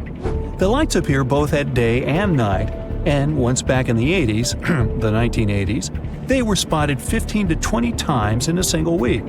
The Hessdalen lights can last just a few seconds, but sometimes they can last more than an hour. The lights move, seeming to float or even sway around. Some scientists believe that the reason for these lights is due to ionized iron dust. Others say it's a combination that includes sodium, oxygen, and hydrogen. Many people claim they're just misidentified aircrafts. Norway! Snow donuts are one of the rarest meteorological sights to see, with perfect weather conditions needed just to create them.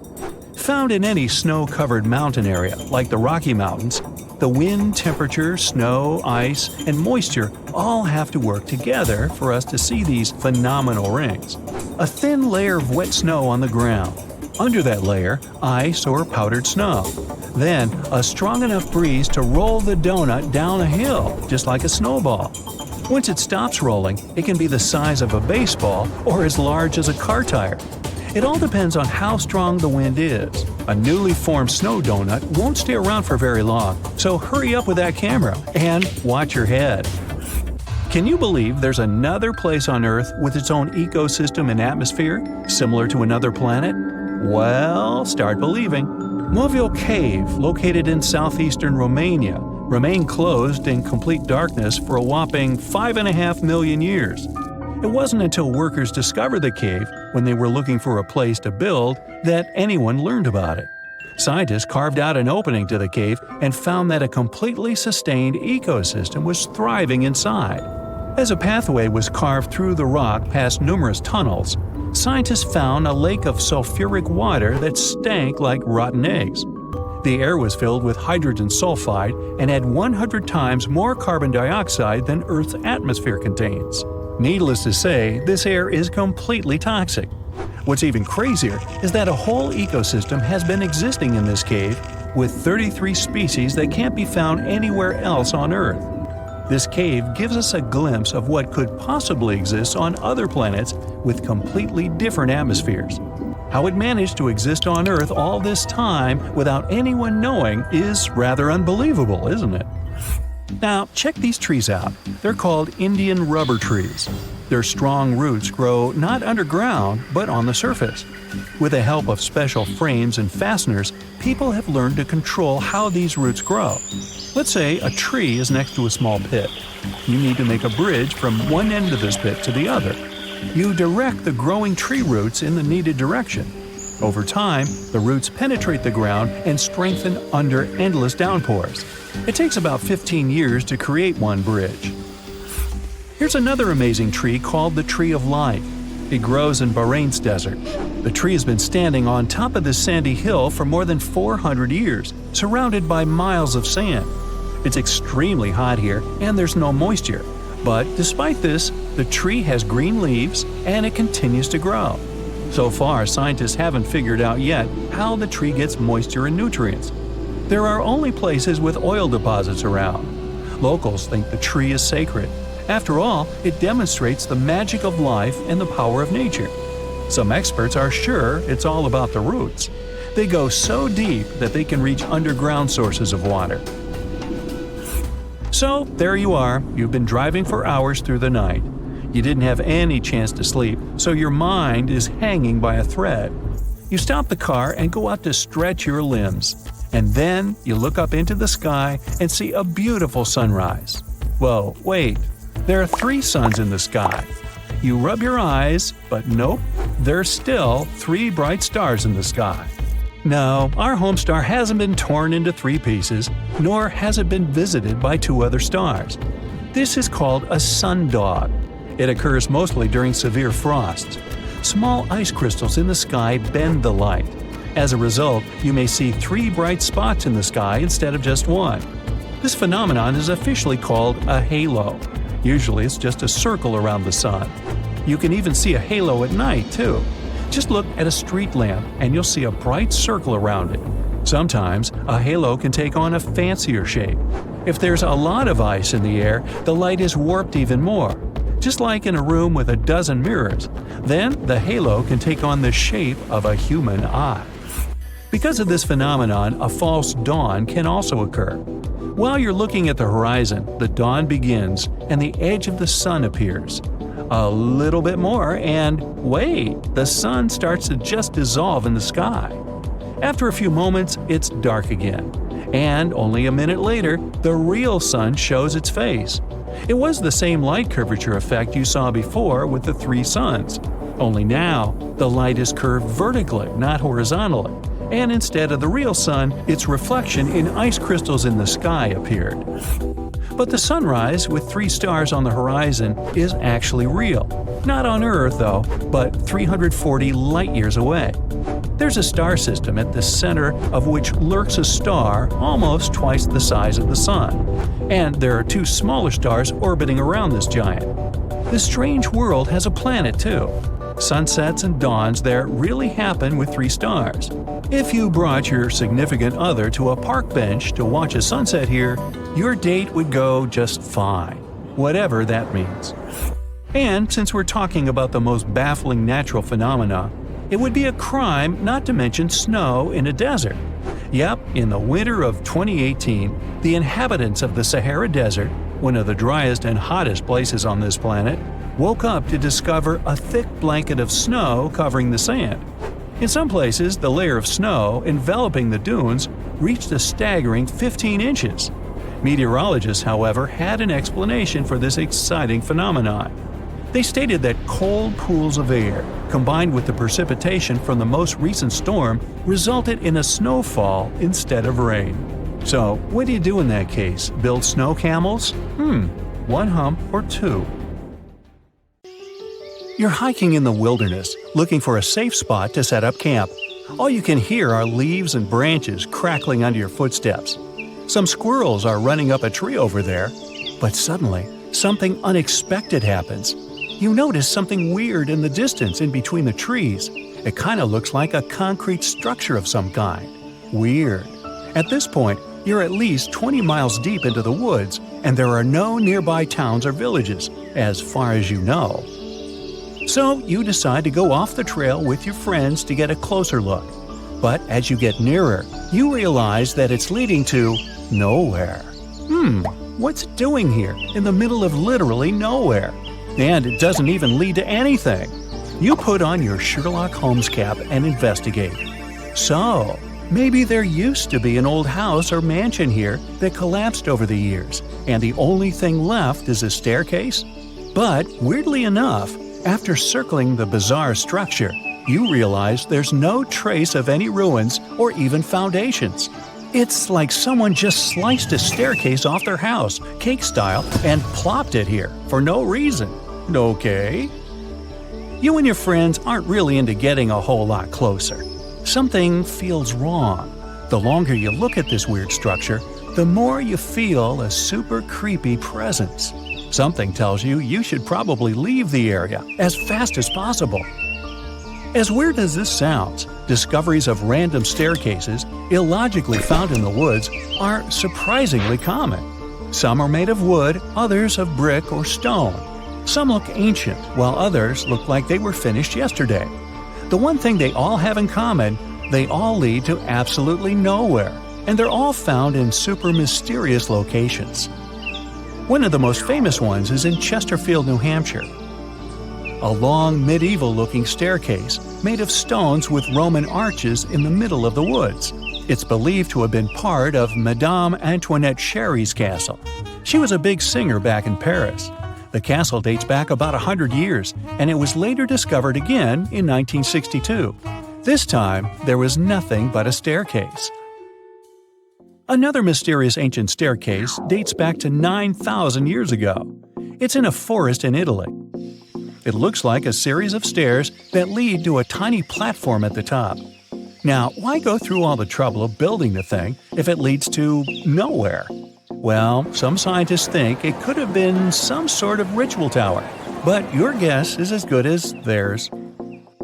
There's an anomaly in the Indian Ocean known as the Indian Ocean Geoid Low, or IOGL. It produces the largest distorting natural gravitational force in the world. Heavy mineral deposits, many deep-sea trenches, and magma reservoirs disturb the magnetic field in this area. Earth's gravity changes in different places around the planet. It allows researchers to look for patterns and figure out what's happening beneath the surface. Higher gravity fields usually mean denser materials below, and vice versa. Some scientists believe that the anomaly might be a dent in the planet's mantle that is working its way up to the crust. The Niihau Island actually rejects the fruits of today's advancements. There are no cars in sight since the locals get around on foot or by bicycles. No wonder their legs have great definition. They thrive without running water, internet, or shops. The only school on the entire island is powered by solar energy with a backup generator. And what's awesome is that it's the only school in the state that's powered by the sun. Being a resident of the island, the local explains some ground rules the permanent residents must abide by. If they do break these rules, they can be evicted. Now, not far from Bangkok, in northeastern Thailand, there's a 75-million-year-old rock formation. These rocks look like three whales swimming together. The beautiful design created by nature became known as Three Whales Rock. Millions of years ago, this area was just a desert, but the land was changing. Gradually, sandstone got pulled apart by the movements of tectonic plates and erosion.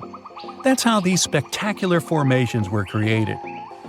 If you decide to explore the system of trails around Three Whales Rock, you'll find waterfalls and an abundance of fauna and flora there. Located on Gamal and Gaiden peninsulas, these expansive pit holes were discovered in 2014. They seem to be still changing and evolving. The pits grow wider and people find them more often. Of course, there's no shortage of theories about how they appeared. Suggestions range from meteorite impacts to the activity of other civilizations. But the most common explanation is that methane gas reacted to water molecules after the planet's permafrost started to melt. This resulted in bubbles of methane bursting through the ice. The craters could be thousands of years old, but nobody knows for sure.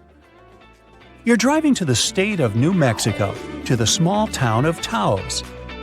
2% of the locals hear a strange buzzing in the air every day. Some residents believe the sound is somehow connected with technologies used by guests from other galaxies. Also, there is a theory that something sinister lives in the town. They say Taos is cursed. An evil spirit or a phantom punishes people for something their ancestors did in the past. Scientists still can't explain the nature of this sound. Another theory says it's caused by unusual acoustics of the location, while others think the buzzing is a hallucination. Some can hear it because everybody talks about something, and our minds create an illusion of the sound that doesn't really exist. The sound isn't the same for everyone either. For some, it's a low hum. For others, it's more of a buzzing sound. But this is not the only place where you can hear the strange noises. It's called the hum, and people worldwide claim to have heard it. Some dwellers of a small village in Scotland describe it as a low, thick hum, while some residents of Florida heard a similar sound too. It's not exactly known where this phenomenon appeared, but the first time the media started talking about it was in the 1970s in England. Also, there are written records of a mysterious buzzing dating back almost 200 years. According to some estimates, only about 2% of people on the planet can hear the hum. Perhaps their ears pick up some low-frequency waves, or the reason is something else entirely. Maybe, just maybe, they hear humming because the person doing it doesn't know the words to the song. Yeah, that joke is also 200 years old. A volcano in Indonesia spews bright blue lava and produces electric blue and purple flames. This phenomenon occurs because the volcano has some of the highest levels of sulfur in the world. You can also know you're near it by its foul stench. But I digress. And when sulfuric gases interact with scorching hot air and get lit by the molten lava, they turn blue. You can also find the world's largest acid lake inside this crater. Yup, it's a real stinker. Underwater rivers and lakes are called brine pools for a reason. High salinity makes the water in them denser than the seawater around. That's why it sinks to the bottom, forming rivers and lakes. Those have waves of their own, and these waves can sometimes lap up against the shorelines. If you went down there in a submarine, it would easily float on the surface of a brine pool. But without a submarine, swimming in such a lake would be too risky. They contain too much toxic methane and hydrogen sulfide. Yeah, I'd pass on that too. But hey, be my guest. Cave of Crystals in Mexico is home to the world's most unique crystal formations. Thanks to super rare conditions in the cave, crystals there grow to unbelievable sizes.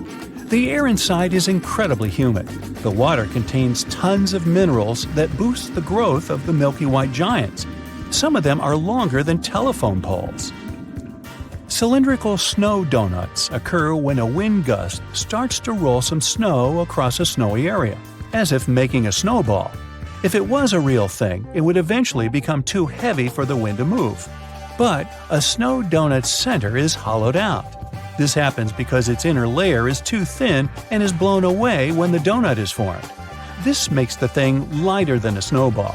That's also why it rolls further. Unfortunately, snow donuts are rare because they need very precise conditions to appear. The Danakil Depression in Ethiopia is probably one of the most bizarre-looking places you'll ever see. It's dotted with neon-colored hot springs, lava pools, and vast salt flats.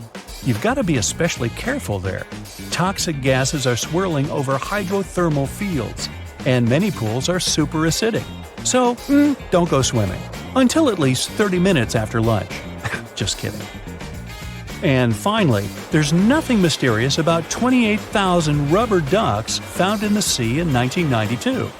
That's when a ship transporting bath toys got lost in the ocean while traveling from Hong Kong to the U.S. Some of these ducks are still floating in the ocean several decades later. They've been spotted in South America, Alaska, Hawaii, and even Australia. And they make bath time lots of fun. Ooh, rubber ducky.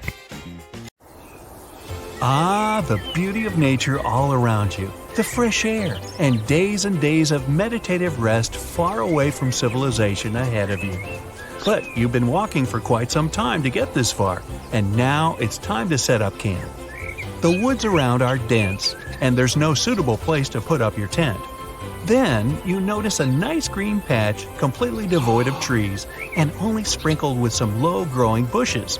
Well, you go there, smug about your find, and get to work on the tent. The ground is unusually soft and smooth, but that doesn't bother you too much. All the better. The pegs go into the soil like a knife into butter. By the time you're done, it's dark already, so you get inside the tent and crawl into your cozy sleeping bag.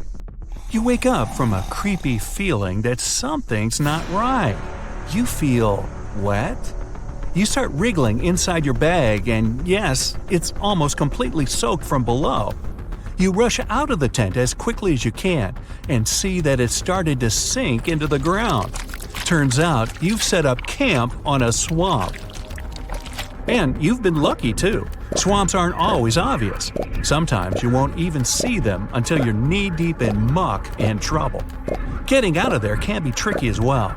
The moss and roots create a soft padding that's slowly pulling you under.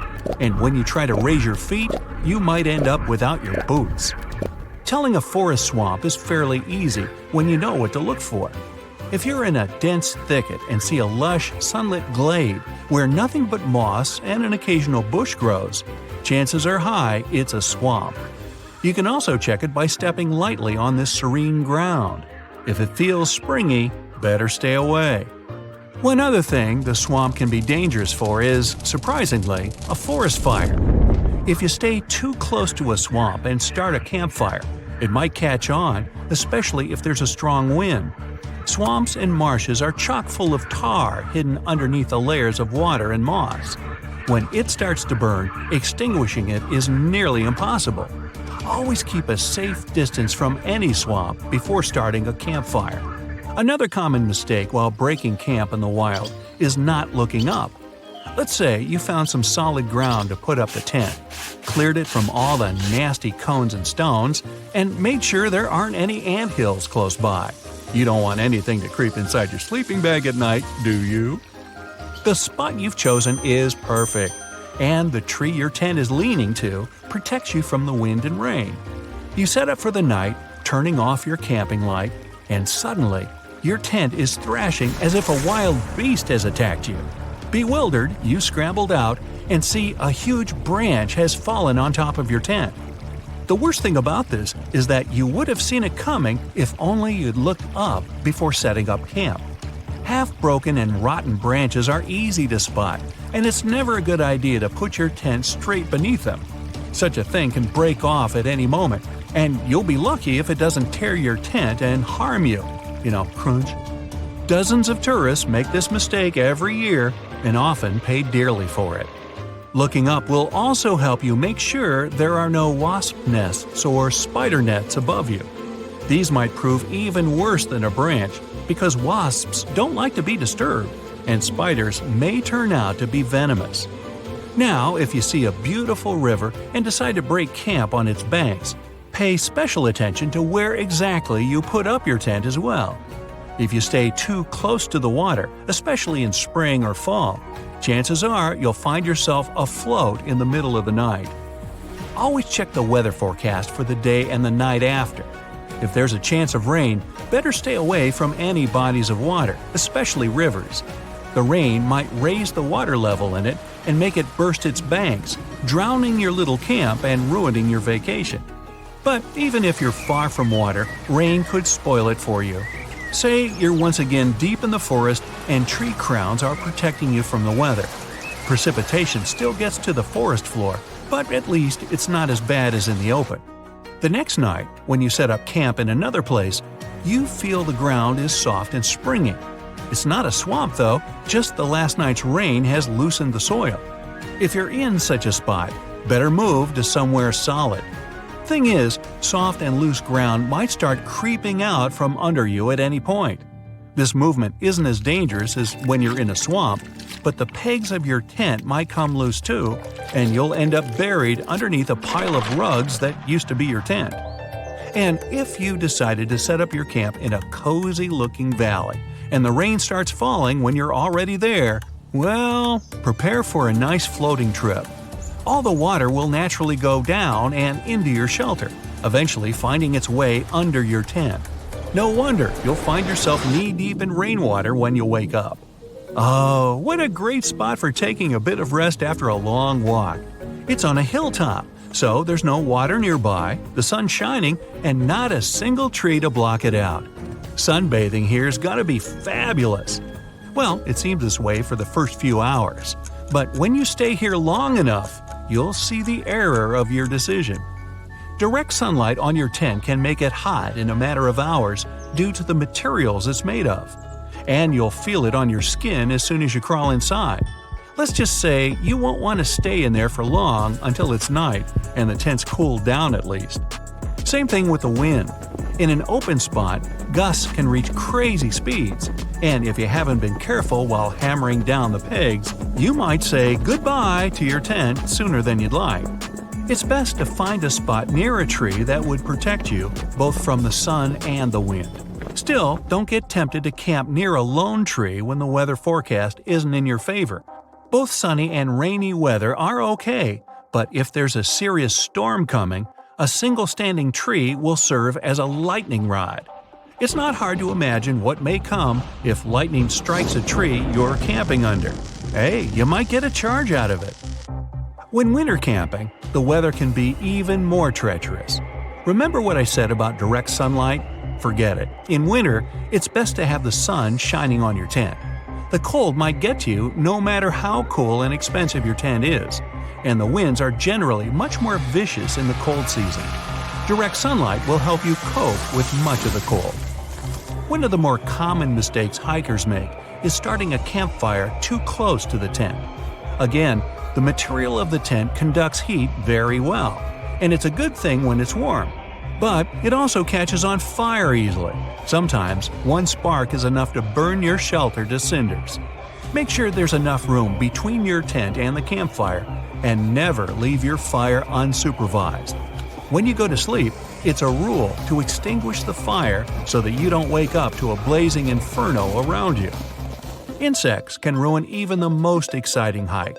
Mosquitoes, ants, ticks, and other pesky bugs can find their way into your tent wherever you are, so make sure you protect yourself from them. Use skin repellents when you go outside and put an anti-insect spiral next to the entrance to your tent. Don't put it too close or inside though. The smell is irritating and it can also cause a fire. To avoid the best part of mosquitoes, and especially ticks, try to stay away from lakes, ponds, and dense forests where swamps may occur. Skeeters reproduce in still water, so areas around such pools are replete with the winged pests. But they have a hard time flying when there's some wind, so choosing an open spot is your best bet to get rid of them. Don't let them bug you. This spiky tree knows how to shoot, so you better stay away from it. It's called a sandbox tree, and you can find it in Amazonia. Initially, its seeds are formed in the shape of a small pumpkin. As time goes by, they harden and mature. But here comes the fun part. Just as they reach peak maturity, the seeds pop and shoot out at a speed of 150 miles per hour. They can even reach distances of 60 feet. That's what makes it so risky to be in their way during the blast process. Not to mention the seeds are poisonous too. Sure, some trees don't grow completely upright, but a tree that's altogether bent, with its branches even touching the ground, is a sight not to be missed. Such a tree, called the El Árbol de la Sabina, grows in Spain. Its shape depends on the wind, as the tree bends in its direction. As a result, not only does it often have a weird shape, but it can also change it completely during different times of the year. This flexible tree can reach more than 26 feet in height and tends to grow in the most improbable of locations, like on rocks. Now, how about a tree that's as old as dinosaurs? Discovered in 1994, the Wollemi pine tree species can be seen in the Blue Mountains of Sydney, Australia. It dates back to over 200 million years, so it's easy to believe dinosaurs might have even roamed around it. Since these trees are endangered and only 100 exhibits exist to this day in the wild, the scientists don't feel like disclosing their location. They want to make sure the trees are well preserved. Also, they're important for science, as studying them may help us uncover new information on the Earth's past. The bark of the tree can teach us many different things, like different temperature periods or exposure to various chemicals. The tree of life gets its name because it's able to withstand difficult conditions and actually thrive. Located in the desert outskirts of Bahrain, the Prosopis cineraria has a very deep root system, which allows it to survive in the scorching heat. The scientists still can't find out how it manages to get sufficient water. It's so special that it gathers over 50,000 tourists each year. La India Dormida in Panama is a mountainous area that's shaped like the body of a sleeping girl. It's part of a bigger, mysterious region called La Val de Anton, one of the largest inhabited dormant volcanoes in the world. And it has some pretty weird trees too, square ones. Even the rings of these trees, meaning the interior of their trunks, are the same shape, with sharp edges, sometimes even at a perfect 90-degree angle. Researchers have tried to piece together why these trees grow in this particular shape. They even tried taking samples of some of the trees and planting them elsewhere, to see if they retain that shape. It wasn't the case, so it's clear that the odd shape of the trees has something to do with the valley itself. Some people believe that a local farmer might have originally planted the trees in boxes, forcing the trees to grow like that, to reduce lumber waste, since round trees often end up being cut in sharp angled pieces. One of the oldest and biggest trees in the world is found in the Sequoia National Park of the United States. It's called General Sherman and stretches at 275 feet. It's almost as big as the Statue of Liberty. Its circumference is equally as impressive, as near the ground it is around 102 feet around. As for its age, we can only guess it to be between 2,300 and 2,700 years. That's an old tree! There are a lot of beautiful species of trees out there, but none as striking as the rainbow eucalyptus found in the Philippines. It almost looks hand-painted because of its multicolored layers of bark. This tree also shades its layers irregularly, which means it shows a lot of colors at once, from green to blue, then purple to orange, and then finally reaching brown. It's not used for decorating purposes, but rather for paper manufacturing. Located in Namibia is a tree that's also weird in shape and pretty dangerous, the bottle tree. Okay, in terms of shape, it's pretty self-explanatory, with a round trunk that narrows down toward the top. But the milky sap harvested from the tree is extremely poisonous. Legend has it that local hunters used to dip their arrows in it for added efficiency. It does look really beautiful during bloom season, with flowers that grow in pink and white with a red center. Now, to see a crooked tree every now and then isn't so special. But to see a whole forest of them, you'd have to travel to the Polish town of Gryfino. Near it, there is a forest made out of 400 oddly shaped trees. They've been curved with mechanical intervention. They didn't just grow like that, but their purpose remains a mystery to this day. Some have said it's because the wood from the trees was intended for furniture, or even for the construction of boats. But either way, the forest was eventually abandoned. A silk cotton tree has taken over the ancient Ta Prohm temples of Cambodia, creating a spectacular view. The massive branches of the silk cotton trees were free to grow over the structures for ages, going back as far as the 12th century. The temples have been restored and are accessible to tourists. The dragon's blood tree grows in the Canary Islands of northwest Africa. Locals used to say that once a dragon passes away, it transforms into a tree. Standing at an impressive 50 feet in length, the tree is named like that due to its red sap, which can be harvested from the bark. The red substance to this day is used for dyes and in medicine. One of the biggest, oldest, and most impressive trees in the world is the Sunland baobab tree. It's 72 feet high and has a circumference of 155 feet. It's located in South Africa. What makes it even more spectacular is the fact that it is naturally hollow inside. So, a small lounge was set up inside the tree back in 1933. It initially could support up to 20 individuals, but it can now host up to 60 people. Not to mention, the tree dates back over 6,000 years. The silver birch tree spread across Scandinavia and northeast Europe and found a way to reflect light. Its bark became lighter in color, and during the colder season, when its branches also freeze over, the site is something of a natural winter wonderland. It also developed a partnership with a fungus that connects to its roots and fans out under the forest, gathering up nutrients that trees can't reach. For these services, the tree gives the fungus sugars in return.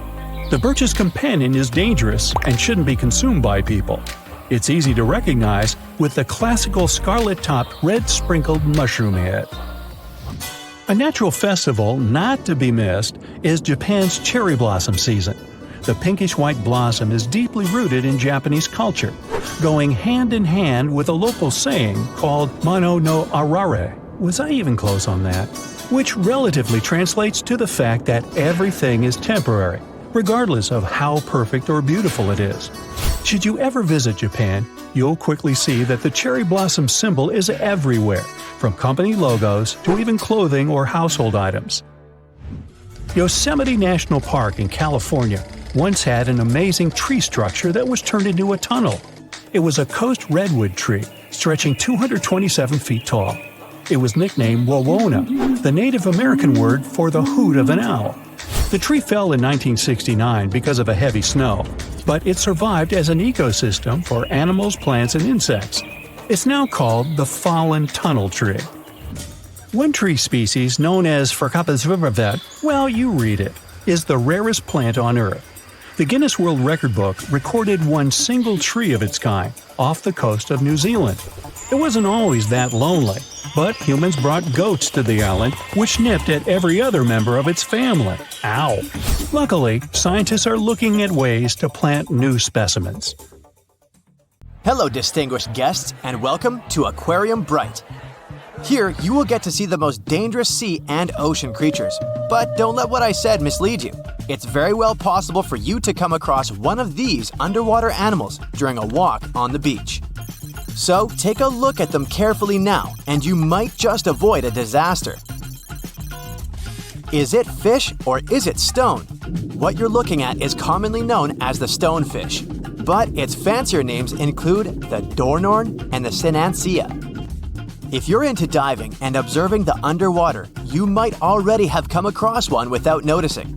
Its appearance makes it almost impossible to distinguish it from a real stone due to its gray coloration and mottled appearance, especially if you're wearing fogged snorkel goggles, so you better pay attention because otherwise the consequences can be unfortunate since stonefish are the most venomous fish known. Although some types of stonefishes are known to live in rivers, and most of them are found in coral reefs near the tropical Pacific and Indian Oceans. Their needle-like dorsal fin spines stick up when they're disturbed or threatened and inject the poison they contain. The most common reason why stonefish stings occur is swimmers stepping on them without realizing it. However, you don't need to be in the water to get stung. Since they can survive out of the water for up to 24 hours, you'll have to watch where you step when you're at the beach as well. Those who got stung by stonefish describe their experience to be extremely distressing. Their venom can result in infection, and in some cases, it is known to cause shock and paralysis. It might come as a bit of a shock, but despite its bad reputation, stonefish is edible if it's prepared properly. When the fish is heated, its venom breaks down, and if the dorsal fins, which are the main source of its venom, are removed, raw stonefish is served as part of sashimi too. This creature might look like it came out of a science fiction movie, but it's very much real. Say hello to the blue-ringed octopuses.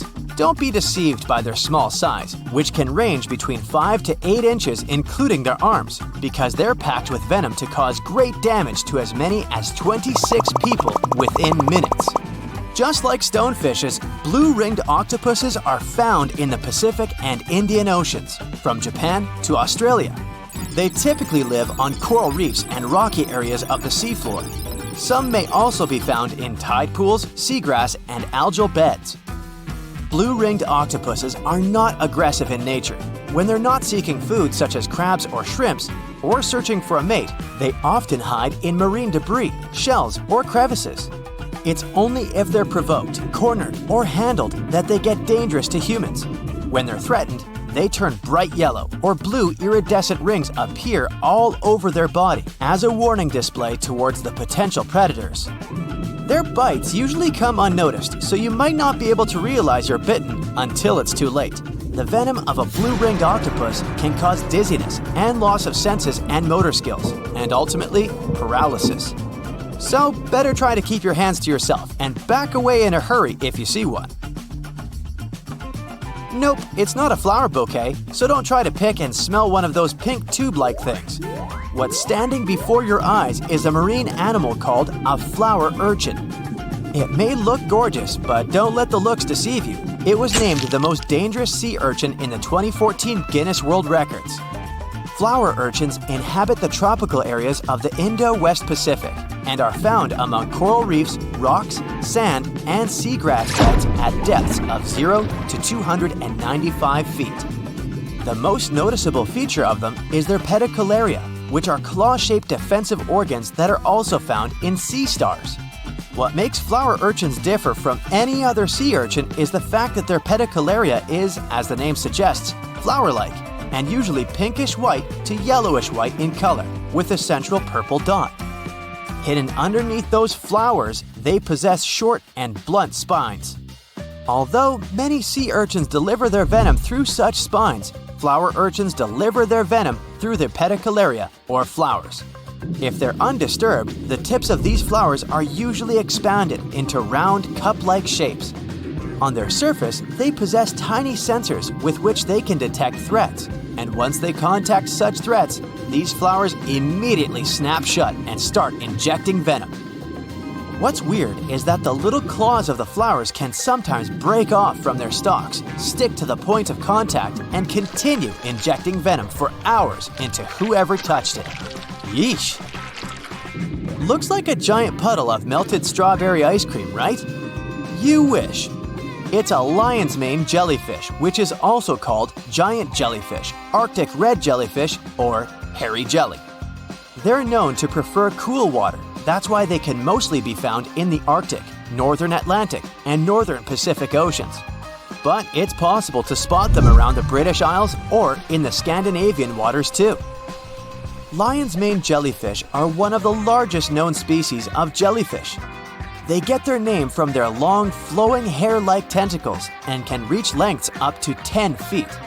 And although the average bell diameter of a lion's mane jellyfish is around 20 inches, they can sometimes attain a diameter of over 7 feet. The largest lion's mane jellyfish recorded was seen in 1865 off the coast of Massachusetts. It was measured to have tentacles around 125 feet long and a diameter of 7 feet. To help you picture it, this is longer than a blue whale. Lion's mane jellyfish hunt by extending their tentacles outward and creating a trap to catch their food. Since they have around 1,200 stinging tentacles, the fish would have to be extremely lucky to be able to escape them. The sting of a lion's mane jellyfish is usually not life-threatening, but you would still want to avoid swimming into its tentacles because it can be very painful to humans. And if you see one washed up on the beach, better not touch it because it can still deliver a sting long after they've been on the shore. Fun fact, the lion's mane jellyfish appears in the Sherlock Holmes story, The Adventure of the Lion's Mane, as a suspect. But don't worry, we won't give you any spoilers. The last marine animal you're seeing now is a sea snake, and yes, they are different from eels. There are 69 identified species of sea snakes. Most of them can be found in the tropical and subtropical waters of the Indian and Pacific Oceans, and they have been around for millions of years. To make things easier, scientists have separated all different species of sea snakes into two categories: true sea snakes and sea kraits. Whereas true sea snakes spend almost all their time at sea, sea kraits can spend some time on land as well. If you see a snake on the beach, you can tell whether it's a land or sea snake by looking at its tail. If it's paddle-like, then that's a sea snake you got there, but make sure to keep your distance in both cases. All sea snakes need to surface regularly to breathe since they have no gills. That's why you can come across one while swimming. If that happens, you better swim away as fast as you can because most sea snakes have more venom than the average cobra or rattlesnake. However, since they only attack if provoked, bites are quite rare. One more cool fact about sea snakes: they are the only reptiles to give birth in the oceans. The majority of sea snakes keep the eggs within themselves and give birth to nearly fully formed snakes while swimming. That's except for the yellow-lipped sea krait though. They come onto land to lay eggs of their little ones. Remember the stonefish from the beginning of our tour? They're hunted by sea snakes. Blame the food chain. Texas is home to some of the oddest, creepiest, and most unusual animals you've ever heard of. It might come as a surprise, but this state is full of creatures you'll hardly see in other places. So, let's have a look at the most amazing ones. This truly beautiful bright blue creature is called the blue sea dragon. Despite such an imposing name, the critter is actually tiny. Usually no bigger than a grape. You may find it on the beach or floating beside you in the water. Now, you need to remember one thing. However pretty this little slug may look, never ever touch it. One tourist spotted a few of these pretty dragons on the shore of Mustang Island. He scooped one of the creatures up. He wanted to film it. Luckily, he put it back into the water before it could sting him. Otherwise, it would have ended badly since the blue sea dragon is venomous. Despite their tiny size, their sting can pack a punch, all because of their diet.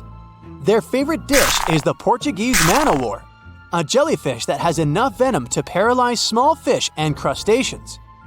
The blue dragons first use mucus to neutralize the jellyfish's infamous stinging cells. And then they steal these cells from the man-o-war's tentacles and store and concentrate them within their own tissues. Then they release these stinging cells on contact, which makes their own sting more powerful, even worse than that of the man-o-war itself. These awesome creatures are also extremely sneaky. Even though their appearance is bright, to say the least, they're well-known masters of disguise. You see that vibrant blue coloring is actually on their bellies, and when they float on their backs, they simply blend with the water. As for their backs, they're gray to camouflage these animals on the seafloor. Now, how about a funny fact? A group of tiny dragons floating together is called a blue fleet. And another fact, blue dragons normally lay a string of around 16 eggs, and it takes them 3 days or so to hatch into larvae. Blue sea dragons rarely make it to the shore. They're soft-bodied, so when the animals finally get through the surf zone and are deposited on the shore, they're already broken apart. And still, watch out! Even in this case, the venom in their bodies doesn't dissipate. But of course, blue sea dragons aren't the only unusual animals inhabiting Texas. Have a look at this nightmarish creature, poisonous, slimy, and kinda immortal. Meet the hammerhead worm. The worst thing? It might be lurking in your garden while you're watching this video. You can easily recognize this worm by its creepy spade-shaped head. It doesn't look like any other invertebrate you've ever seen. Or any other creature, that is. At first, it was only found in East Texas. But later, researchers spotted these spine-chilling creatures in North, Central, and South Texas. Basically everywhere but the arid areas of West Texas. One of the most terrifying things about this worm might be its length. This creature can grow as long as 1 foot. Luckily, such giants aren't very common. Most hammerhead worms only reach 6 inches in length. You can come across 2 species of these worms in Texas, and both of them will have a dark stripe down the middle. The larger of these 2 species munches on earthworms, which is actually a big problem. You might know that earthworms play an important role in keeping the soil rich in minerals and overall healthy. If earthworms disappear, plants in such areas won't be getting the nutrients they need. Even for humans and pets, meeting a hammerhead worm isn't the most pleasant experience either. Hammerheads are the only terrestrial invertebrates that secrete a very dangerous neurotoxin, the same as pufferfish produce. Thanks to the sheer size of the human body, touching a hammerhead worm won't hurt you too much, but it may still cause your hand to start tingling or even go numb. It's much more dangerous for pets. There have been cases when dogs ate hammerheads, which left them feeling sick for the whole day. Interestingly, these worms are native to Southeast Asia. But they must have mastered the art of hitchhiking, since in the early 1900s they were already found in the US. Keep in mind that if you want to get rid of a hammerhead worm, which is the best course of action, the worst thing you can do is chop it with a shovel. The thing is, flatworms reproduce by ripping themselves in half, so by cutting it, you actually help the populations of the worms, turning one into 2. That's the reason why hammerheads are sometimes described as immortal, which is a bit of a stretch since these creatures can't survive in vinegar or salt. Now, even though you're safe from the hammerhead worm in West Texas, it doesn't mean you can't come across another dangerous animal, such as the land lobster from hell. These creatures are also known as vinegaroons, and they're not real crustaceans, they're arachnids. Huh? Who would have guessed? Anyway, these 8-legged critters have a really nasty bite, but it's not the worst thing about them. Land lobsters, brace yourself, spray vinegar-like 85% acid from their tails. Mostly they do it to protect themselves, but it still sounds like an unfriendly thing to do, right? A land lobster can also pinch a finger that's gotten too close with its heavy mouth parts. At the base of their abdomens, vinegaroons have long whip-like tails. That's why these arachnids are often called whip scorpions, even though they're neither related to scorpions nor have stingers. Summer rains lure these arachnids out of their burrows in search of food and love. Luckily, experts claim that land lobsters aren't poisonous to humans, but they're very likely to leave a mark with their large pinchers, which they use to capture insects. Vinegaroons can be considered useful since they eat millipedes, crickets, scorpions, and cockroaches. They hunt by sensing the vibrations of their prey with those long front legs of theirs. Since land lobsters prefer to come out after dark, you aren't likely to see one in the daylight. But if you stumble upon one, check it out. If it's a female, it may be carrying her hatchlings on her back. Now, imagine it's the middle of spring and you're walking among blooming flowers and greenery. Suddenly, you spot something extremely bizarre on the ground. The animal looks cute, fluffy, and soft-looking. The desire to touch it is irresistible. Watch out!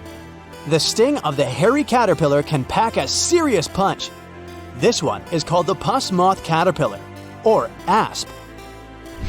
There are several stinging caterpillar species in Texas: the buck moth caterpillar, spiny oak slug caterpillar, saddleback caterpillar, and eo moth caterpillar. And touching any of them can lead to unpleasant consequences. If you had touched that pretty hairy thing in the park, you'd most likely start feeling a burning sensation and develop an itchy rash. In the worst case scenario, you'd even have to go to the emergency room. The main problem is that people react very differently to caterpillar toxins. Some may develop more severe reactions than others. Plus, how bad the consequences are also depends on the thickness of the skin in the affected area. In most cases, the unpleasant sensation and rash go away in a few hours or sometimes days. On the bright side, such caterpillars later turn into moths and butterflies that help pollinate flowers and trees. Getting rid of these critters means doing a massive disservice to the area where you live. Specialists are sure that coming across a stinging caterpillar won't lead to anything bad if you keep in mind the rule of thumb. If a caterpillar looks fuzzy, don't touch it. And the best solution to dealing with such creatures is educating people on what such caterpillars are, what they look like, and why it's dangerous to touch them with unprotected hands. Look at this pretty creature. It looks cute and totally harmless. But you should know that appearances are deceptive, and the blue-ringed octopus is an extremely venomous species of octopus. In fact, they are one of the world's most venomous marine animals. These creatures are found in tide pools and coral reefs. Despite their small size, a mere 5 to 8 inches, they're very dangerous to humans if provoked. Their venom contains a powerful neurotoxin called tetrodotoxin. When the animal feels threatened, its first instinct is to flee. But if the threat persists, for example, if you don't give up the idea of picking the octopus up, it will go into a defensive stance and display its blue rings. If the octopus is cornered and touched, it may bite its attacker, and it can end very, very badly. Tetrodotoxin causes severe consequences, and sometimes results in total body paralysis. When the victim is fully aware of the surroundings but unable to move, the victim remains conscious and alert, but because of the paralysis, there's no way of signaling for help or indicating distress. Interestingly, in its chilling mode, the blue-ringed octopus looks brown or even pale, but once it feels endangered, it switches on its psychedelic pattern. Such a response is called aposematic behavior. In simple words, it's when an animal flashes bright colors warning others that, should they take a bite, they won't live to tell the tale. Of course, the blue-ringed octopus isn't the only dangerous animal that looks harmless out there. For example, look at this creature. This animal looks super cute, fluffy and soft-looking. The desire to touch it is irresistible. Watch out. The sting of the hairy caterpillar can pack a serious punch. It's called the puss moth caterpillar, or asp. Hidden among that luxurious fur, there are venom spines equipped with stinging cells like jellyfish. People react very differently to caterpillar toxins. Some may develop more severe reactions than others. Plus, how bad the consequences are also depends on the thickness of the skin in the affected area. In most cases, the unpleasant sensations and rash go away in a few hours or sometimes days. The next animal on our list is the poison dart frog. There are more than 170 species of these frogs, and funnily enough, not all of them are actually poisonous. Those which are secret extremely dangerous toxins through their skin. On the bright side, the frogs never use these toxins for hunting or attacking. They only have them for self-defense. Experts aren't sure, but they suppose that the frog's ability to produce these toxins might come from a diet rich in toxin-containing animals, for example, centipedes or ants. Indigenous peoples in Central and South America have been known to rub their arrows and darts on the frogs in order to give them a poison tip. The main thing you need to keep in mind: if you touch a poison dart frog, seek assistance immediately. Especially if you've come across the golden poison dart frog, it's the most toxic one. The flamboyant cuttlefish is the only known venomous cuttlefish species. This creature has incredibly poisonous muscle tissue, despite its tiny 2 to 3 inches at most frame. Watch out for a dark brown underwater animal with 2 tentacles and 8 arms. It's also likely to have purple and yellow around its arms. Anyway, your best bet is to avoid biting into one of these intriguing creatures, and you'll most likely be safe. Predatory cone snails are very slow animals.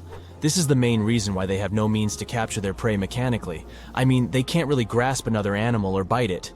Instead, the cone snail has evolved potent venom that helps it survive. Probably the coolest thing about these creatures is that among almost 1,000 species, there's no overlap in the toxins produced by each of them. Even though cone snails don't have fangs, they have a venom-covered harpoon they use to sting their prey. There's a tube-like structure at the end of a venom bulb, and a modified tooth can shoot out of the tube at a mind-boggling speed of 400 miles per hour. So being slowpokes doesn't actually bother cone snails. And since the venom is unique to certain species, some of them can deliver a minor sting, while others might cause serious harm to your health. For example, this reef-dwelling little fella unleashes a harpoon-like tooth to sting its prey, and there is no known cure for its venom. When you think of pufferfish, you probably imagine a bloated-looking creature with impressive 360-degree quills. But beneath those funny spikes, there is a vicious creature. And the most dangerous part of this creature is its poison, which is considered to be one of, if not the, most dangerous and potent in the world. The good news is that you won't get poisoned unless you eat the fish. So maybe better stick to the California roll. Now look at this insect and try to never approach it. It's the Japanese giant hornet. This monstrously sized creature, which can grow to be almost 2 inches long, is known to be highly aggressive. Its impressive stinger packs enough venom to make the sting very, and I mean it, painful. Some people don't survive being stung by this insect. Even though the venom isn't the most potent, the large size of the creature makes the dose too big. And if it's not one but several hornets attacking you, well, the consequences are likely to be dramatic. The giant hornet isn't necessarily unfriendly toward people or other animals, but it will sting if you provoke it. This truly beautiful bright blue creature is called the blue sea dragon. Despite such an imposing name, the critter is actually tiny, usually no bigger than a grape. You may find it on the beach or floating beside you in the water. Now, you need to remember one thing. However pretty this little slug may look, never ever touch it. Despite their tiny size, their sting can pack a punch, all because of their diet. Their favorite dish is the Portuguese man-o'-war, a jellyfish that has enough venom to paralyze small fish and crustaceans. The blue dragons first use mucus to neutralize the jellyfish's infamous stinging cells, and then they steal these cells from the man-o'-war's tentacles and store and concentrate them within their own tissues. Then they release these stinging cells on contact, which makes their own sting even more powerful, even worse than that of the man-o'-war's itself. These awesome creatures are also extremely sneaky. Even though their appearance is bright, to say the least, they're well-known masters of disguise. You see, that vibrant blue coloring is actually on their bellies, and when they float on their backs, they simply blend with the water. As for their backs, they're gray to camouflage these animals on the sea surface. The Irukandji jellyfish, found in Australia, looks tiny and totally innocent, but appearances are deceitful, and this baby, the size of a human thumbnail, is actually extremely dangerous. During stinger season, which lasts from November to May, tons of beaches get closed because of these itsy-bitsy creatures. What makes the jellyfish particularly dangerous is their miniature size. People simply fail to notice them while swimming. The infamous box jellyfish, named for its cubic body shape, lives in the Indian and Pacific Oceans. Stay away if you spot a creature with a squarish bell and long, dangling tentacles. And even if you only see a single tentacle without the jellyfish attached to it, don't come close or touch it. The box jellyfish can grow up to 10 feet, and each of its tentacles has about 500,000 microscopic harpoons to inject venom. Unlike other jellyfish, box jellyfish are hunters. They can latch onto you by wrapping their slender tentacles around your limb or body. With how dangerous their venom is, it won't be a pleasant experience. The Baltic Sea anomaly. In 2011, a diving team came down to the bottom of the northern part of the Baltic Sea. They went on a treasure hunt, but what they came upon was a pretty weird object. When they took photos and showed them to others, many believed it was a sunken spaceship of another civilization. Other people thought that some natural causes formed the object, but the metals inside the structure definitely couldn't have been formed naturally. Now, some scientists even believe it was something that appeared way back in the Ice Age. Maybe it was even a meteorite that ended up trapped under ice back then. A maelstrom is a whirlpool, some sort of a powerful rotational current that forms when two currents collide and create a circular vortex. Even fearless Vikings were afraid of maelstroms because those were forces so powerful that they could sink large ships. These whirlpools remain dangerous even today, but luckily, not for big modern ships that are large enough to withstand the power of maelstroms.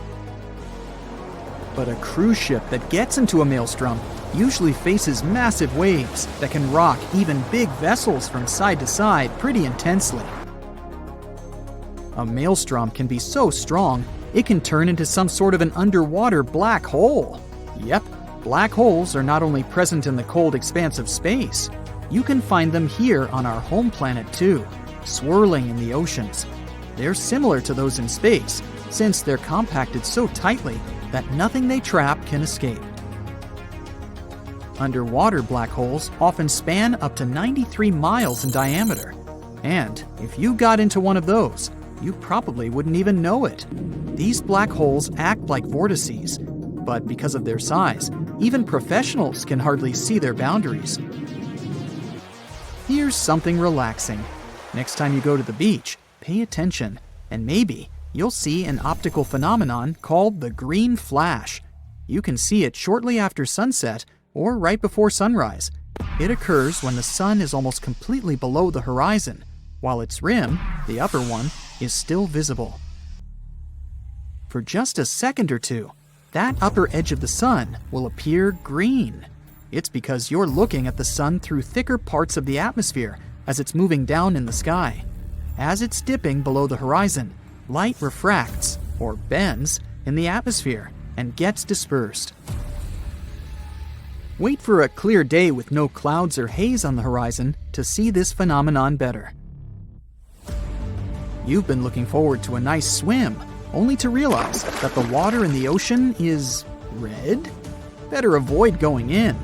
Florida is known for its red tides. It occurs when the concentration of specific microscopic algae is higher than normal. Thousands of species of algae in marine and fresh waters are mostly harmless to animals and humans. They even help us, since they're an important source of oxygen. But some, like the algae that makes the ocean red, can be extremely dangerous for marine animals, like sea turtles, fish, and seabirds. This kind can grow out of control and produce neurotoxins harmful to humans, especially those who have some respiratory issues. Such people should avoid red tide areas, especially when winds are strong enough to push the algae toward the shore. Volcanoes can spew poisonous gas, ash, and red-hot lava. Those are the most obvious dangers most of us already know about. But submarine volcanoes can be very tricky in their own way. Sometimes, when they're located in shallow waters, they reveal their presence by blasting debris of rock and steam high above the surface. Since submarine volcanoes are surrounded by an unlimited supply of water, they can behave differently from those on land. When they erupt, seawater gets into active submarine vents. Lava can be spreading across a shallow sea floor, or sometimes even flowing into the sea from land volcanoes. When in water, it may cool down so quickly that it shatters into rubble and sand. So, there are large amounts of volcanic debris left there. You know those popular black sand beaches in Hawaii? That's how they formed. Hot lava and powerful eruptions certainly don't sound safe, but submarine volcanoes in deeper waters are equally dangerous, even though they're not necessarily erupting. They produce pockets of bubbles. These bubbles reduce the density of the surrounding waters, which can even sink ships. The worst thing is that when you look at the surface of the ocean, you can't understand something's wrong. But at the same time, tiny bubbles are there, causing ships to lose buoyancy, and with very little warning. A cross sea is a rare phenomenon, beautiful to observe, but also very dangerous. It's when you see square waves, which are more common in shallow parts of the ocean. That's something you can often see in France or on certain beaches of Tel Aviv, but it can also happen in many coastal areas across the world. A cross sea occurs when two wave patterns travel at oblique angles. They form this checkerboard-like pattern. It mostly happens when two swells meet, or when a swell pushes waves in one direction, while a strong wind pushes them in another. These square waves can be dangerous for swimmers and boaters. The waves produced by strong ocean currents can be pretty unpredictable and tall, sometimes up to almost 10 feet. This phenomenon is sometimes called white walls. These waves can be so powerful that they can turn over even big boats. If you fill a clear glass with some ocean water and take a closer look, you'll see it's full of very small particles. Seawater contains dissolved salts, fats, algae, proteins, detergents, and other bits of artificial and organic matter. If you shake that glass, you'll see tiny bubbles forming on its surface. That's how sea foam forms when waves and winds agitate the ocean. When you see thick sea foam, algal blooms might have caused it. When big blooms of algae fall apart in the sea, large amounts of that matter move in the direction of dry land. Most kinds of sea foam aren't dangerous to humans, but when blooms of algae fall apart, it can have a negative impact on both the environment and people. For example, when sea foam bubbles pop, the toxins they contain get released into the air, and they can irritate your eyes or cause some other health issues. You can see a tidal bore in the areas where a river empties into a sea or an ocean. It's a powerful tide that goes against the current and pushes up the river. A tidal bore falls into a category of something called the surge, which is a sudden change in depth. A tidal bore is a positive surge, which means it pushes up a river, making it much deeper. A negative surge is when the river suddenly becomes very shallow. You won't see tidal bores everywhere. The river must be fairly shallow with a narrow outlet to the sea. The place where the sea and the river meet must be flat and wide. Also, the area between low and high tide must be at least 20 feet across. Of course, there are some exceptions, like the Amazon River, the world's largest one. The mouth of the Amazon is not narrow, but the river experiences tidal bores. That's because its mouth is shallow and has many sandbars and low-lying islands. The tidal bore is so strong there that the river doesn't even have a delta. Its sediment goes directly into the Atlantic Ocean, where fast-moving currents take it away. A tidal bore is often unpredictable and can be extremely rough. In many cases, it changes the color of the river from greenish or blue to brown. It can damage vegetation or even tear trees out of the ground. So, recreation sports like kayaking and river surfing can be hazardous in these areas. Even if you just want to take a look at a tidal bore, be careful. Tidal waves can sweep over lookout points and drag whatever or whoever is there into the churning river. Something interesting has recently happened in South Dakota. It was all over the internet, so perhaps you already know about it. In July of 2022, the sky in this state suddenly turned green. So, what happened there? Was it caused by a human or by nature? Let's find out. Tuesday, July 5th, 2022. Shortly after a heavy storm, the sky over South Dakota in the US was still overcast. Locals finally went outside and saw that the sky had an intense dark green hue, and they'd never seen anything like that before. People said that it looked like something straight up from science fiction, or even a horror movie. Unsurprisingly, South Dakotans immediately started spreading the news all over social media. People shared their beautiful, yet very eerie pictures on Twitter. They showed the sky over the city of Sioux Falls and a few other towns. Even though it may look like something supernatural, in reality, this is not a terrifying phenomenon at all. It's a simple play of the light and the atmosphere. Something like this happens quite rarely, and usually means that really bad weather is approaching. And that's also true to what happened in South Dakota. Just before people started sharing photos, a thunderstorm swept through the town of Sioux Falls. This was confirmed by the U.S. Weather Service. This hurricane was terrible. The wind speed was about 100 miles per hour. According to the Beaufort scale on wind speeds, this is the fastest and most destructive storm. There are only 12 numbers on this scale, and the maximum wind strength starts at 73 miles per hour. But why isn't this all over the news then? Well, because it's kind of a usual thing for the residents.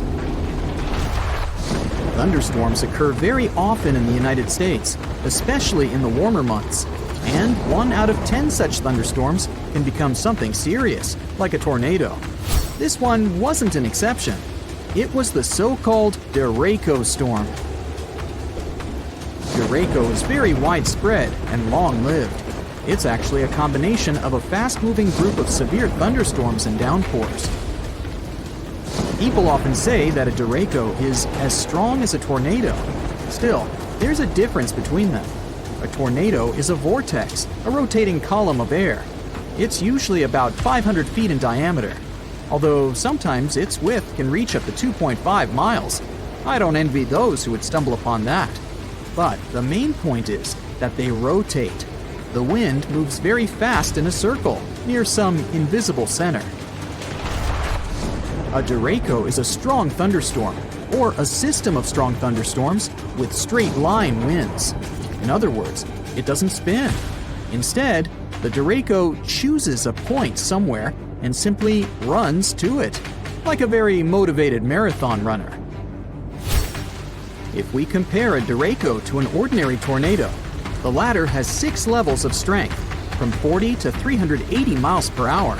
So, a derecho is kind of like a small, average level 1 to 2 tornado. Usually, its speed is within the range of 73 to 113 miles per hour. And, in both cases, they can be accompanied by severe thunderstorms, lightning, and rain. But still, these are different things. A storm becomes a derecho if the damage trail left by it exceeds 240 miles, and if the wind speed is at least 58 miles per hour. It's quite difficult to predict. It can form even on a clear day when meteorologists don't even anticipate any storms. And then, the winds appear suddenly. It's so surprising that they may even feel explosive. But the National Weather Service tries to warn people at least half an hour or an hour before this happens, so that residents have time to prepare and hide. It wasn't any different this time. The storm swept through almost all of South Dakota, as well as the states of Minnesota and Iowa. The consequences were quite serious. More than 30,000 people were left without electricity. Fortunately, people were fine. That's because the locals are pretty used to derechos. However, the green sky is something different. It became a very unusual sight for the locals. Everyone was wondering why it happened. Was it a bad sign or a normal weather phenomenon? Well, to be honest, scientists don't have an exact explanation. But although there are only assumptions, they sound pretty convincing. A green sky is a very rare phenomenon. Most scientists think that this happens when a powerful storm approaches the area before sunset or sunrise. Then the sky will turn green in this area. NBC meteorologist Bill Cairns, who once faced a similar event himself, suggests that the green sky appeared because of the huge hail before the storm. First, let's talk about why the sky looks blue, or any other shade, depending on its mood. In short, the sun simultaneously carries all the rays of the color spectrum.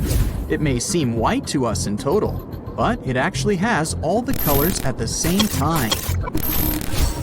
However, these color waves all have different lengths. For example, blue rays are shorter than the other ones. They jump away from the air molecules better than the red waves, so they reach us faster. Because of this, on a regular clear day, the sky seems blue. At the same time, red and orange color waves are very long and move slower, so they're usually left behind. But when the sun goes below the horizon or rises, the rays' directions change, and these waves reach us better. It all means that even if the sunrises and sunsets seem red and orange to us, in fact, there are still blue and green waves among them. But they have to bounce off something to reach us faster and become stronger than the red rays. Have you guessed what I'm getting at? This is where the water comes into play. Clouds are made up of water droplets. When they become large enough, but don't fall yet, for example, due to strong winds, they affect how the light behaves in the sky. Large, heavy storms mostly consist of water and hail, and water reflects blue and green rays best of all. That's exactly the reason why the water in rivers and lakes seems bluish-green to us, although in reality, it's transparent. And yeah, algae matter too. So, there are a couple of key factors why the sky may turn green. First off, the sun should be at the horizon level.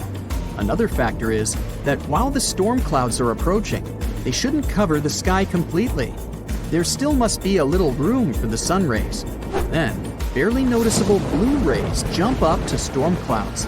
They're repelled by water droplets and hail. Mixing with the red sunset, they turn into a bright green light. And this green light is spreading all over the sky. That's why in most of these cases, when the sky turns green, people can only see it in the evenings. Yeah, it can also happen in the middle of the day. But since the conditions are already quite specific, seeing something like that during the day is even rarer. Still, if you see a green sky, you don't need to panic. It doesn't necessarily mean that a terrible storm is approaching. The chances are high though, but still, it's not a rule. It can be just heavy rain or a heavy hail. In other words, if you see a green sky, then you'd better hide, and hide your car. However, if you were lucky enough to see the stunning sky from the comfort of your own home, it's indeed very exciting. If you get a glimpse of something like that, just know that you had a chance to experience something very rare and special. Some people said it was the most incredible thing they had ever seen. Ah, beautiful. You're walking with your friend and look up at the sky. The sun looks a bit different today, like it has some kind of ring around it, a rainbow type thing. Huh, look at that. Your friend pulls his head up out of his phone. You shouldn't look directly at the... Stop everything, he says. It's a sun halo. We need to find shelter now, unless you have the world's biggest umbrella on you. A sun halo is nature's sign that there's a snow or rainstorm on its way. It's caused by clouds that are made of bazillions of small ice crystals. Sunlight goes through those crystals, which causes the light to split and refract, like when there's a rainbow. Now, don't look at the sun halo directly. It's going to be tempting because it's not something you see every day. Plus, it's really beautiful. But ultraviolet light can burn the exposed tissue of your retina and cause serious damage, so it's not worth it. Grab some sunglasses and you're good to go. This phenomenon lasts around 40 minutes. These clouds are the same ones that can cause a spooky ring around the moon at night sometimes. In June 2020, what the people were looking at was an anvil cloud, a rare storm formation in the sky. Formed when strong air currents carry water vapor upwards, the air expands and spreads out as it hits the bottom of the stratosphere. It pushes the dense cloud into the cool anvil shape you see, and sometimes it even gets to be a mushroom. Anvil clouds produce some of the most dangerous lightning of all storms, one that's called a bolt out of the blue. This lightning strike seems to magically come out of the blue sky, with the storm being many miles away. This type of bolt comes from the top of the anvil and can be 10 times more powerful than a typical lightning strike. People got so frightened after witnessing a giant cloud that they thought something terrible must have happened. The locals had pictures of the large billow on social media before officials could explain what was going on. Authorities managed to calm everyone's fears by informing them it was nothing more than a natural phenomenon, and a beautiful one at that. Before dissipating, these clouds typically stay in one area, regardless of how strong the wind is. If you look off the western coast of France, you'll see the Isle of Ré.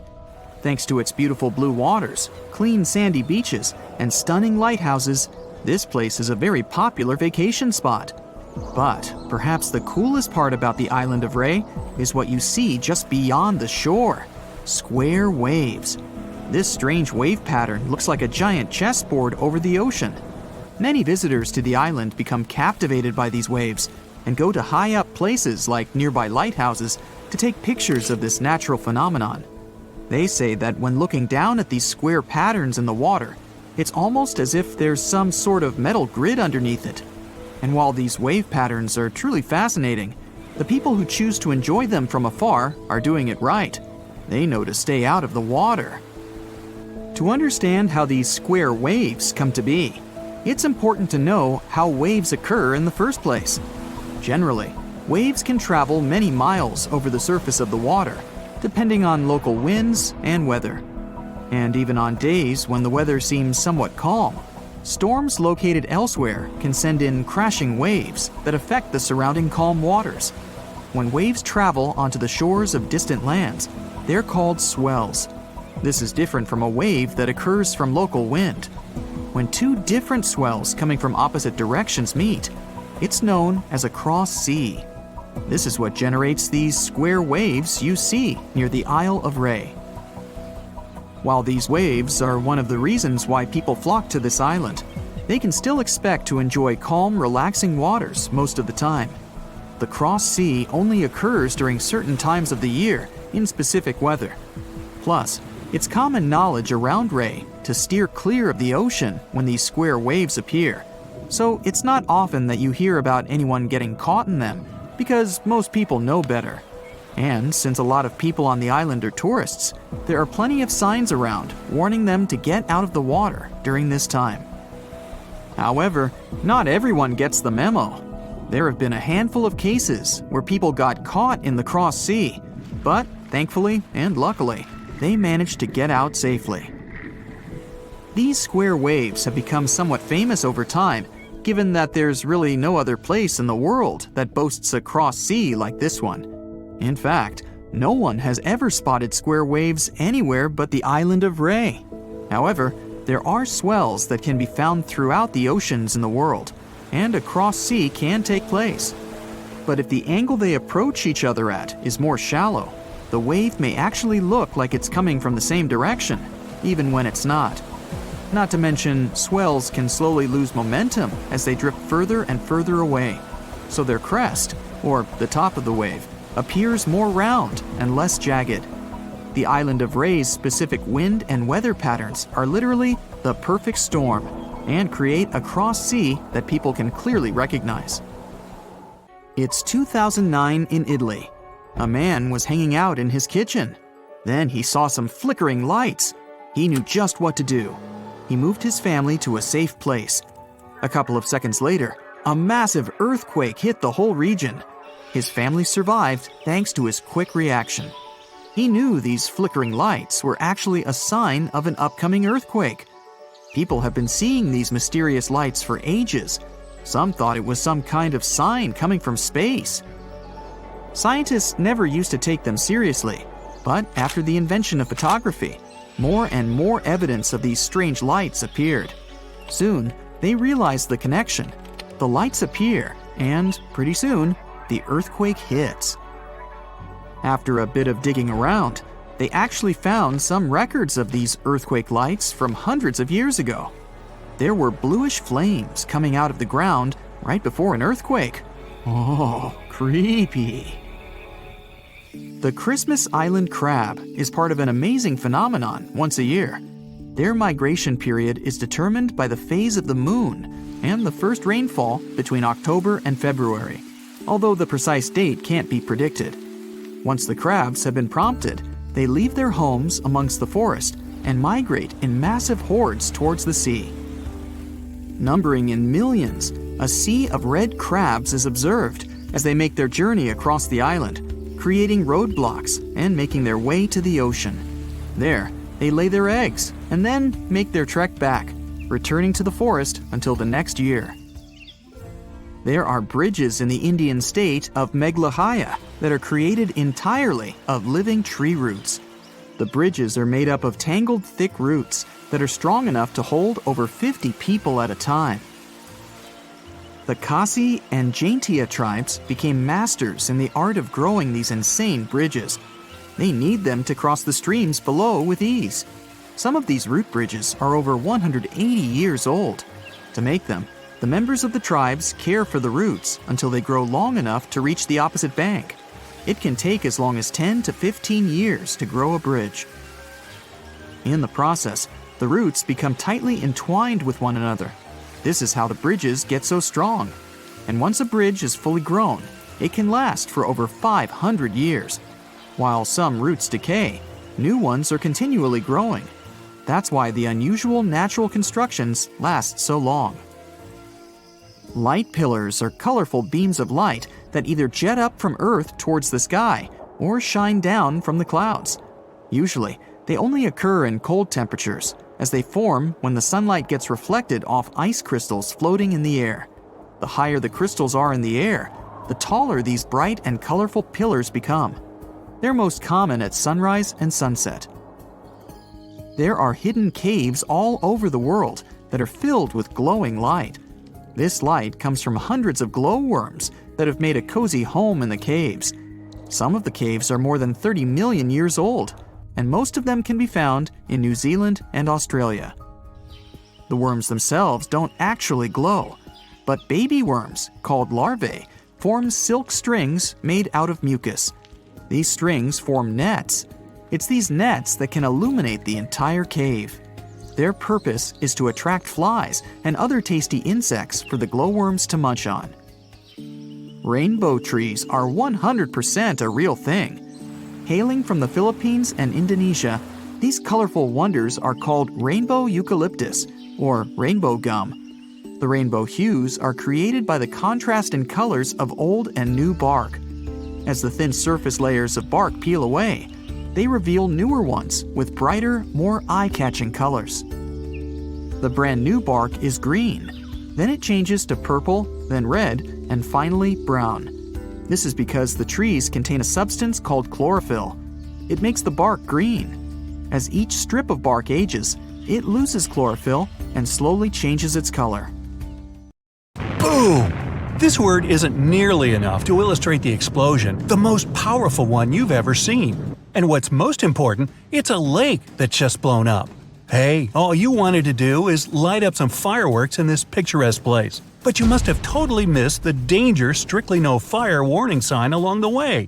And now, the wall of fuming water is quickly closing in on you. But first, let's rewind to the beginning of the whole thing. You're in Alberta, Canada, and have just arrived to Abraham Lake for a hike of your life. The lake is frozen, and the view is awesome. Those bubbles under the ice look like hundreds of frozen jellyfish. In reality, they're made of methane, a toxic and highly flammable gas produced by bacteria living on the bottom of the lake. That's why the sign is there. If you so much as light a match on this ice, it might set the whole thing on fire. Luckily, you've taken note of it on the way here and put away the fireworks you wanted to light up. Another place, another time. Another lake. This one's not frozen. In fact, it probably hasn't seen a winter since the last ice age. We're in Cameroon now, and the place is called Lake Nyos. It looks peaceful, but make no mistake, its orange-brown waters hide a deadly secret. The lake rests atop a highly volatile area, and the fissures in its bottom let out massive amounts of carbon dioxide. When the ground shifts, this gas spills out of the lake and flows miles around it.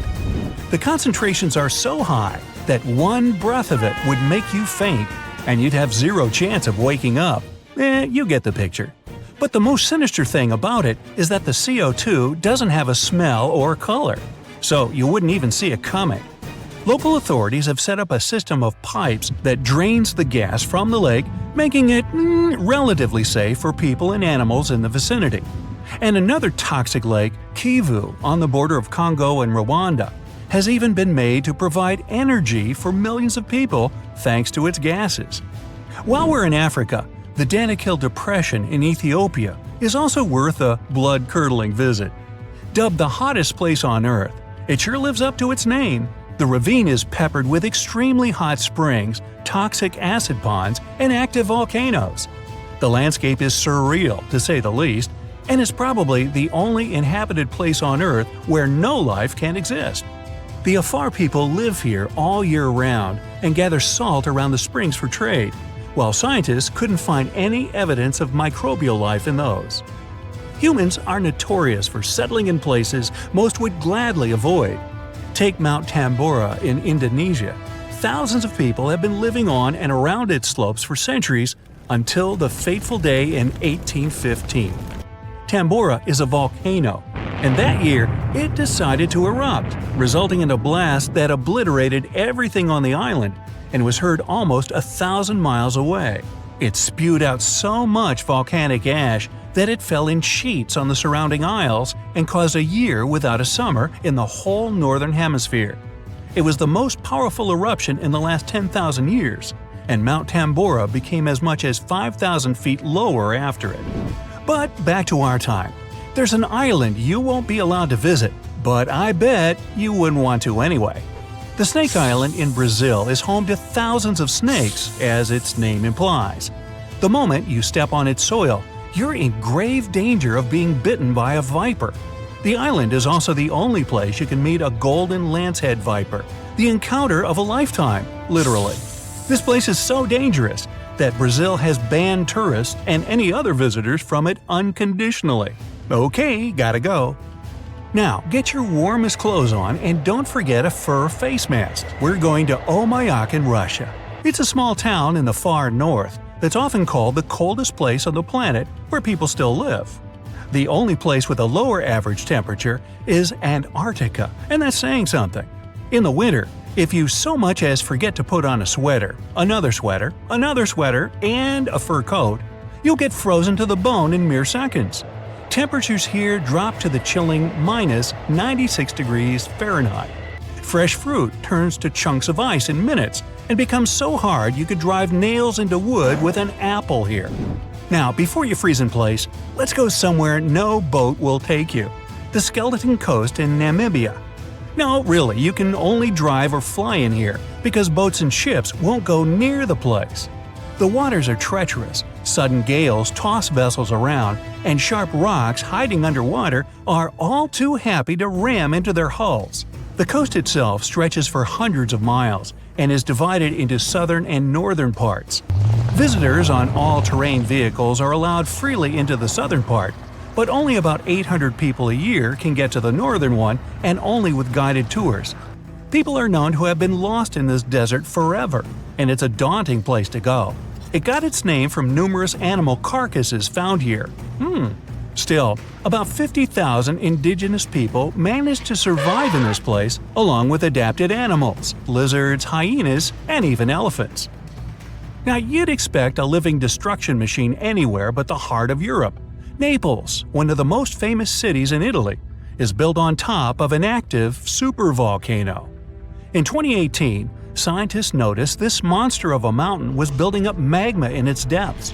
They say it isn't likely to erupt in the near future, but there's a smaller yet no less dangerous volcano just a few miles off, the infamous Vesuvius.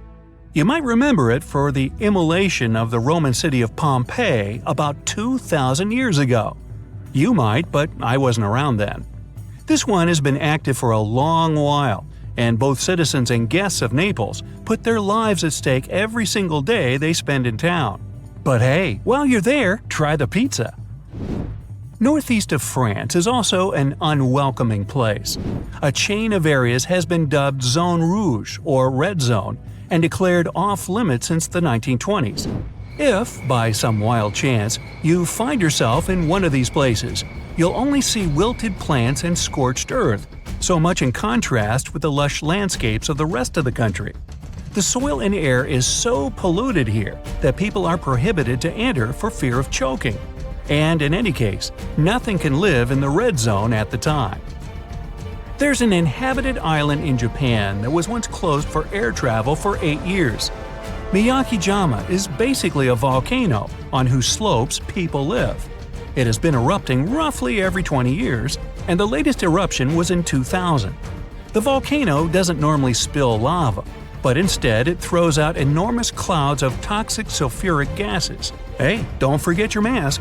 Speaking of which, at the peak of its activity, residents of the island had to wear gas masks at all times, and even years after the eruption, they took those masks with them just in case. Hey, I can relate. Not far from where we've just been, in Kamchatka region of Russia, there's an incredibly beautiful valley in which you don't want to stay for too long. It's ominously called the Valley of Death, and it sits at the base of another active volcano. When the mountain lets out its fumes, spoiler, quite often, the toxic gases, heavier than air, go down its slopes and right into the valley. Small critters have no chance of survival breathing this stuff, and even larger animals and humans will have trouble getting out unscathed. Another deadly vacation destination is Saltstraumen Strait in Norway. It looks serene and beautiful, and you can almost feel it inviting you to take a dip and bathe in its waters. Don't do that though. Every 6 hours, the calm strait turns into a roaring mass dotted with huge and powerful whirlpools. It's all because of a tidal current between two fjords the strait is connecting. Here, on a high tide, the rush of water is too massive for the narrow stream, making it a deadly trap for both swimmers and boats. Now, over in Bolivia, there's a 45 miles long road that only the bravest dare to traverse. Yungas Road goes along the side of a mountain range and is a major attraction for cyclists craving for a thrill. A new passage has been built that bypasses the most dangerous parts of the route, but the original road was very narrow, with the abyss and no guardrails to speak of on one side and a steep slope on the other. Frequent landslides, fog, and rains made cycling here extremely dangerous and unpredictable, which, of course, never stopped adrenaline seekers from all over the world to come here for a bike ride like no other. Finally, if you like hot springs, you might also love a visit to Boiling Lake in Dominica. Located in a national park, it's a cavity filled with constantly boiling water from the rivers in the vicinity. It's kept hot by the extremely hot springs of toxic gas, and the fumes above the surface are also toxic. The lake attracts tourists, but getting too close to it might prove really dangerous. It's known to burst, flooding the surrounding area with clouds of gas. You're walking along the riverbank. It's quiet, save for the water's peaceful burbling. The hot Georgia sun beats down on your neck. That's when you notice something strange on the ground. Looks like a quarter-sized black coin with a weird pattern on it. You bend over for a closer look. Is it a coin? This thing looks like an ancient seal with a symbol carved in it. It's probably from some long-lost civilization. You could sell it and make a fortune. You crouch down on one knee to pick up your newfound treasure. As soon as your finger touches it, you pull your hand back as fear wells in your gut. It's hairy. You go to pick it up again, digging your nails in the dirt around it to pull it out of the ground. That's when it moves. Your heart jumps in your throat. It's pounding so hard you can feel it in your head. The fear turns to horror when the coin wiggles its way out of the ground. It's no ancient treasure, it's a huge spider. A ravine trapdoor spider, to be precise. This hard, coin-looking growth on the back of its body serves as a shield. The eight-legged terrors burrow into the ground and plug it like a cork, so hungry enemies can't get to them. Or, giant confused humans like you. The spider is venomous, but its bite isn't toxic to humans. Whew, lucky you. But I didn't say you wouldn't feel it. Best stay away from those sizable pincer-like fangs. Ow! Well, so much for your riches. Perhaps fortune awaits you in Mexico's Baja California peninsula. You're walking on dried-up ground when you notice a long white stripe up ahead. You get closer. Oh, looks like a super long worm, you think to yourself. But it doesn't move like any worm you've ever seen. That's when you see it has arms and a head. This pale creature with black beady eyes is a Mexican mole lizard. It lives in the ground where all its dinner of insects and termites hang out. It rarely comes out, so you're pretty lucky to have seen this bizarre reptile. Now you're in a rainforest in northeastern Australia. Ahead, half hidden among the trees, you notice something large and round. This mysterious figure lying on the ground is covered in black hair. At first, you think it's a bear curled up sleeping. But that wouldn't make any sense. There are no bears down under. You're getting closer when a twig snaps under your foot. The thing hears you and springs to its legs. It turns to you, and you now see this is a bizarre and beautiful bird. That black hair is actually a thick coat of long, fine feathers. This formidable fowl has a bright blue head with a large horn on top. It stands on two powerful legs with a dagger-like claw on each foot that can be as long as your hand. Take away those feathers, and you might mistake this thing for a velociraptor. But it's actually a cassowary, the most dangerous bird in the world. It could jump straight over your head if it wanted to, definitely high enough to kick you in the chest, and its blows are strong enough to break bone, not to mention that claw that can cut through anything like butter. This bird was made to hunt and avoid being hunted. Don't even consider running away, not unless you too can sprint over 30 miles per hour. Diving into that lake over there won't save you either. This bird is an excellent swimmer. Best just to back away slowly and hope it doesn't come after you. Another creature that proves it's best to keep your hands to yourself is the panda ant. The naming is obvious. It's black and white and furry like the beloved bamboo-chewing bear. This furry little bugger lives in the forests of Chile. But don't go to pet this fluffy little ant. What you're looking at is no ant at all. It's a species of wasp. That black and white coloring serves one purpose – to warn others of this insect's powerful sting. And if that doesn't make you back away, the wasp will let out a squeaking sound. It sounds cute to us humans, but it means a painful sting is around the corner. These insects are loners, they don't live in colonies, and don't have nests. They're also parasites.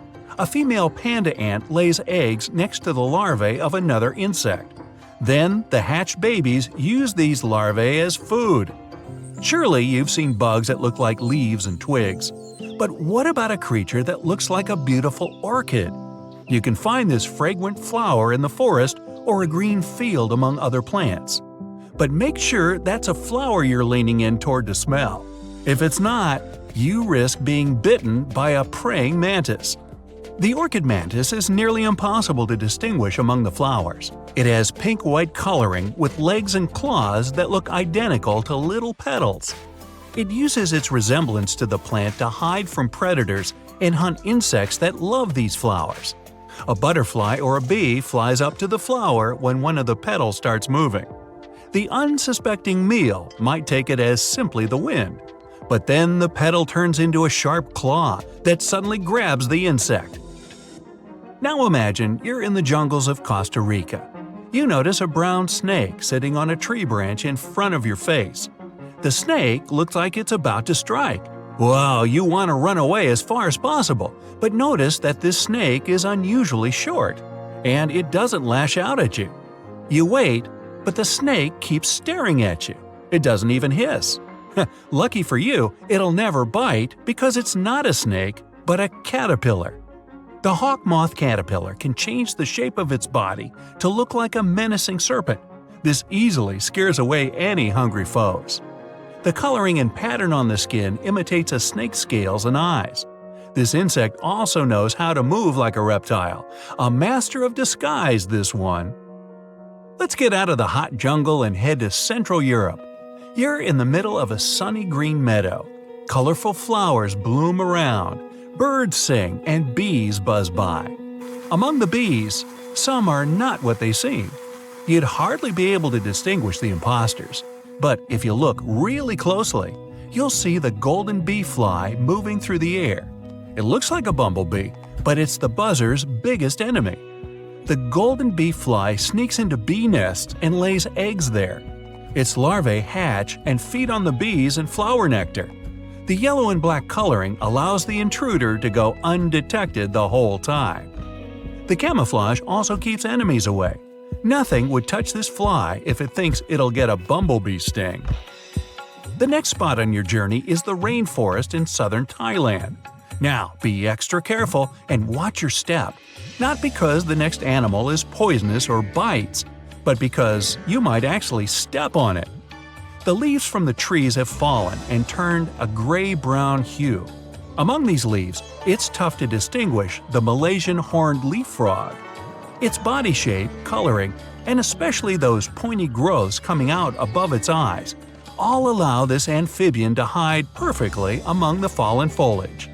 This frog can sit for hours in one place, waiting for its next meal to come close enough to… Now you're in a garden. You see a beautiful bright flower and a small bird hovering near it. The bird flaps its wings so quickly you can hardly see them. And that long needle-like beak makes you immediately assume you're looking at a hummingbird. But as soon as you get closer, you realize this is not a bird, but an insect. Fortunately, the hummingbird hawk moth isn't venomous and doesn't sting. It's just a lovely little creature that decorates the garden with its presence. Many people even grow plants rich in nectar to attract these moths. Hey, that's an idea. That's it for today. So hey, if you pacified your curiosity, then give the video a like and share it with your friends. Or if you want more, just click on these videos and stay on the bright side.